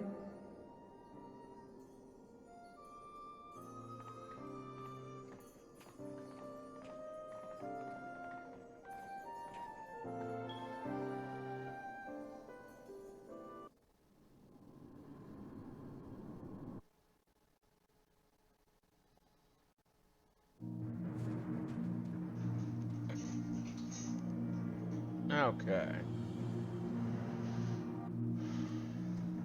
Alice, it would bring the tale of the Seventh Emerald Calamity to a close. And here we are again. After that descent into darkness, desolation of northern Thanalan seems paradisal. As promised, I shan't reveal the truth of the Calamity to a single soul. However, the nations of Eorzea will require certain assurances that the threat of a new primal is gone. Kept in the dark over long, it's only a matter of time before they seek answers of their own accord. Let us recommend that the fragments of Dalamud are sealed off, that the truth may rest undisturbed. But first, we must go and report to Oriange. It would not do to keep him in suspense. I dare say we shall find him pacing up and down at the cerulean processing plant.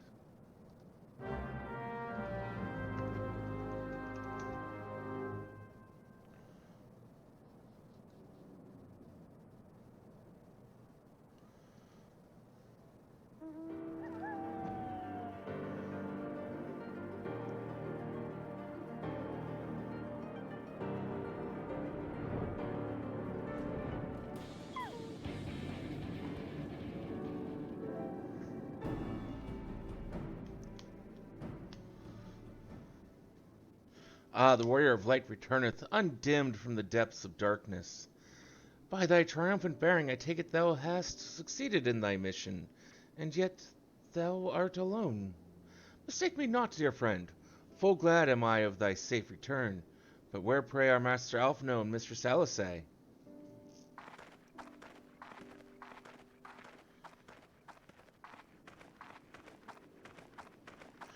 Here, my friend, forgive us our lateness. We took the scenic route. Bahamut is no more. The realm is safe.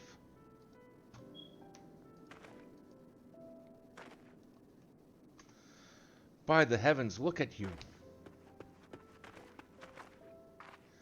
What horrors your young eyes must have seen, what suffering your young bodies must have borne. Pray tell me, where are your heart? Are you hurt? Your wounds must needs be cleansed and dressed at once. I shall make for you a poultice which draweth out.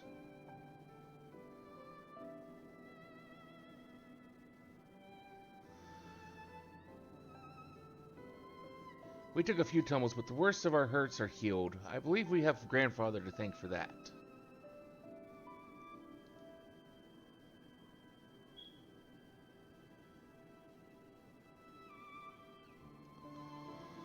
Master Louis Swall, then you met with him once more.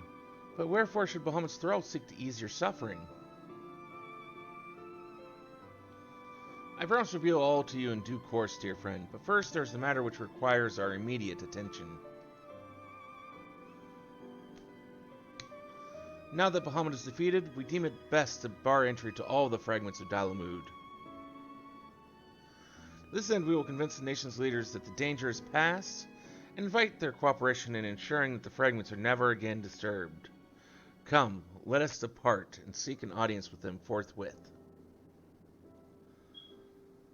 A moment, sister. You need not burden yourself with this task. Urianger and I will more than suffice.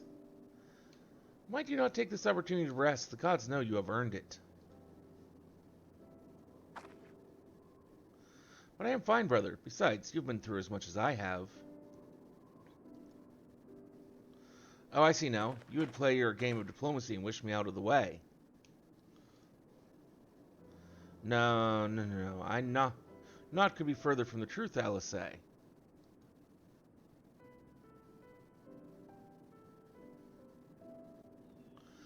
My lady, 'tis mine earnest belief that your brother hath your best interest at heart. You have more than done your part, and he desireth but to relieve you of a burden he might easily bear alone.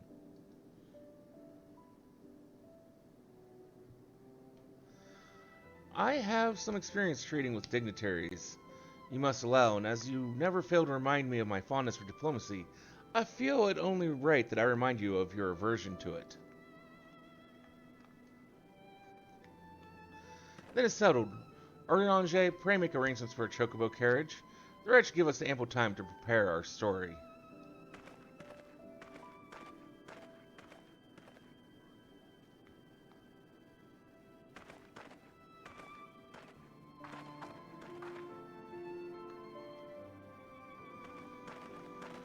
Alphino?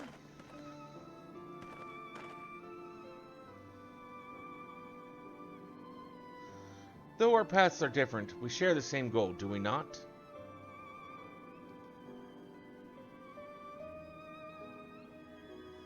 But of course, dear sister, that which we have just achieved together stands as testament to that fact. Whatever path we choose to take, our hearts shall ever lead us to the same end. Of that, I am certain.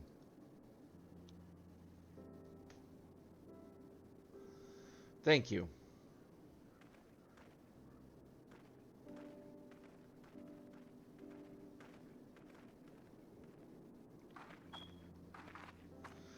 There is a place that I would visit. Might I ask you to accompany me?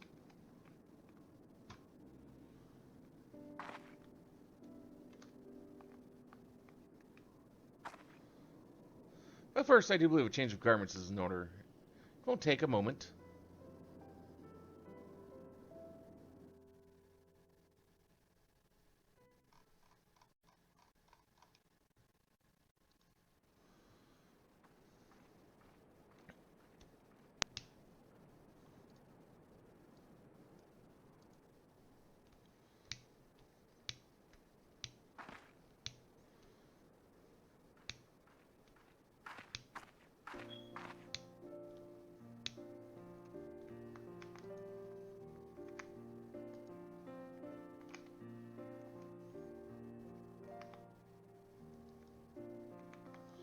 The landscape is the same. Of course, there's no reason that would be otherwise. Though it would be poetic for the fragments to magically disappear, I am well aware that they shall remain long after you and I are gone.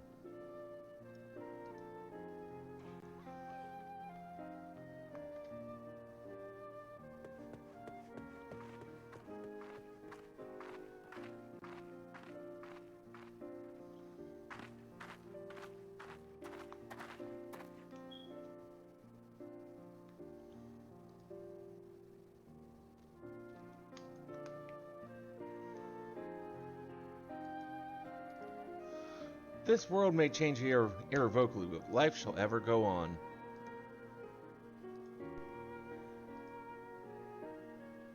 It's not what I wanted to do. It's not what it normally does. And I missed that. I have no doubt that Alphino will do an admirable job concealing the truth of the calamity. And such truths as were revealed in those dark depths will never see the light of day. I myself agreed that it must be so.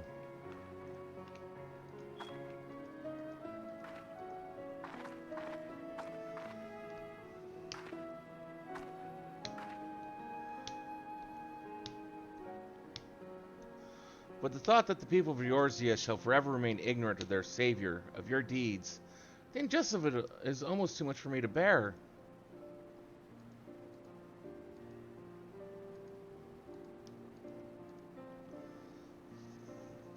How typical of you. Ever the heroine. Even so, I cannot deny that I feel better for your reassurance. But I want you to know that I will never forget. You're the one who freed Grandfather's soul and saved Eorzea from Bahamut's wrath. And though these great deeds will never be remembered in song, their consequences will be felt forevermore by every soul who calls this realm home.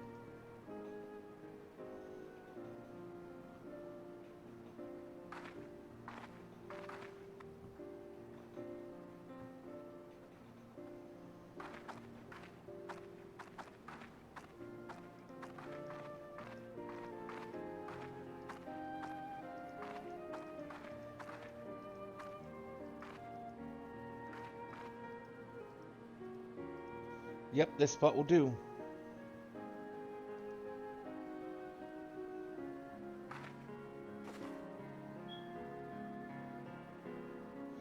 For Grandfather, Nail, and the dragons of Mercidia, for all those who were taken by the calamity.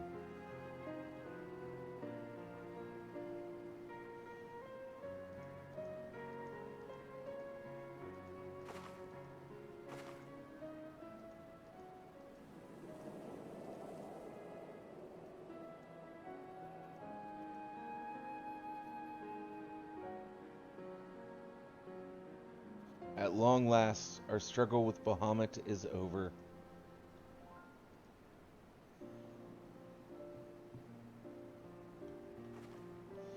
The realm given new life through the prayers and sacrifices of countless souls may look to a brighter tomorrow.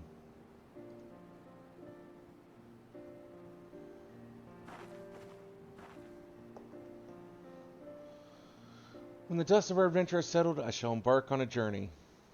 I mean to find my own reason to fight for Eorzea.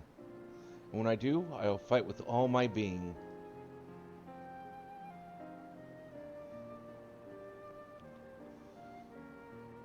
You have done so much for me, Illusion. One day I hope to be able to repay you in kind.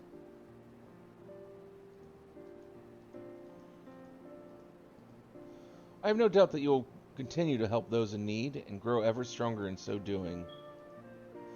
I shall endeavor to do the same, and with 12 of our kind, I hope one day to become Eorzea's sword in the darkness, as you are. Come what may, you may rest assured that I will not be outdone by Alphino.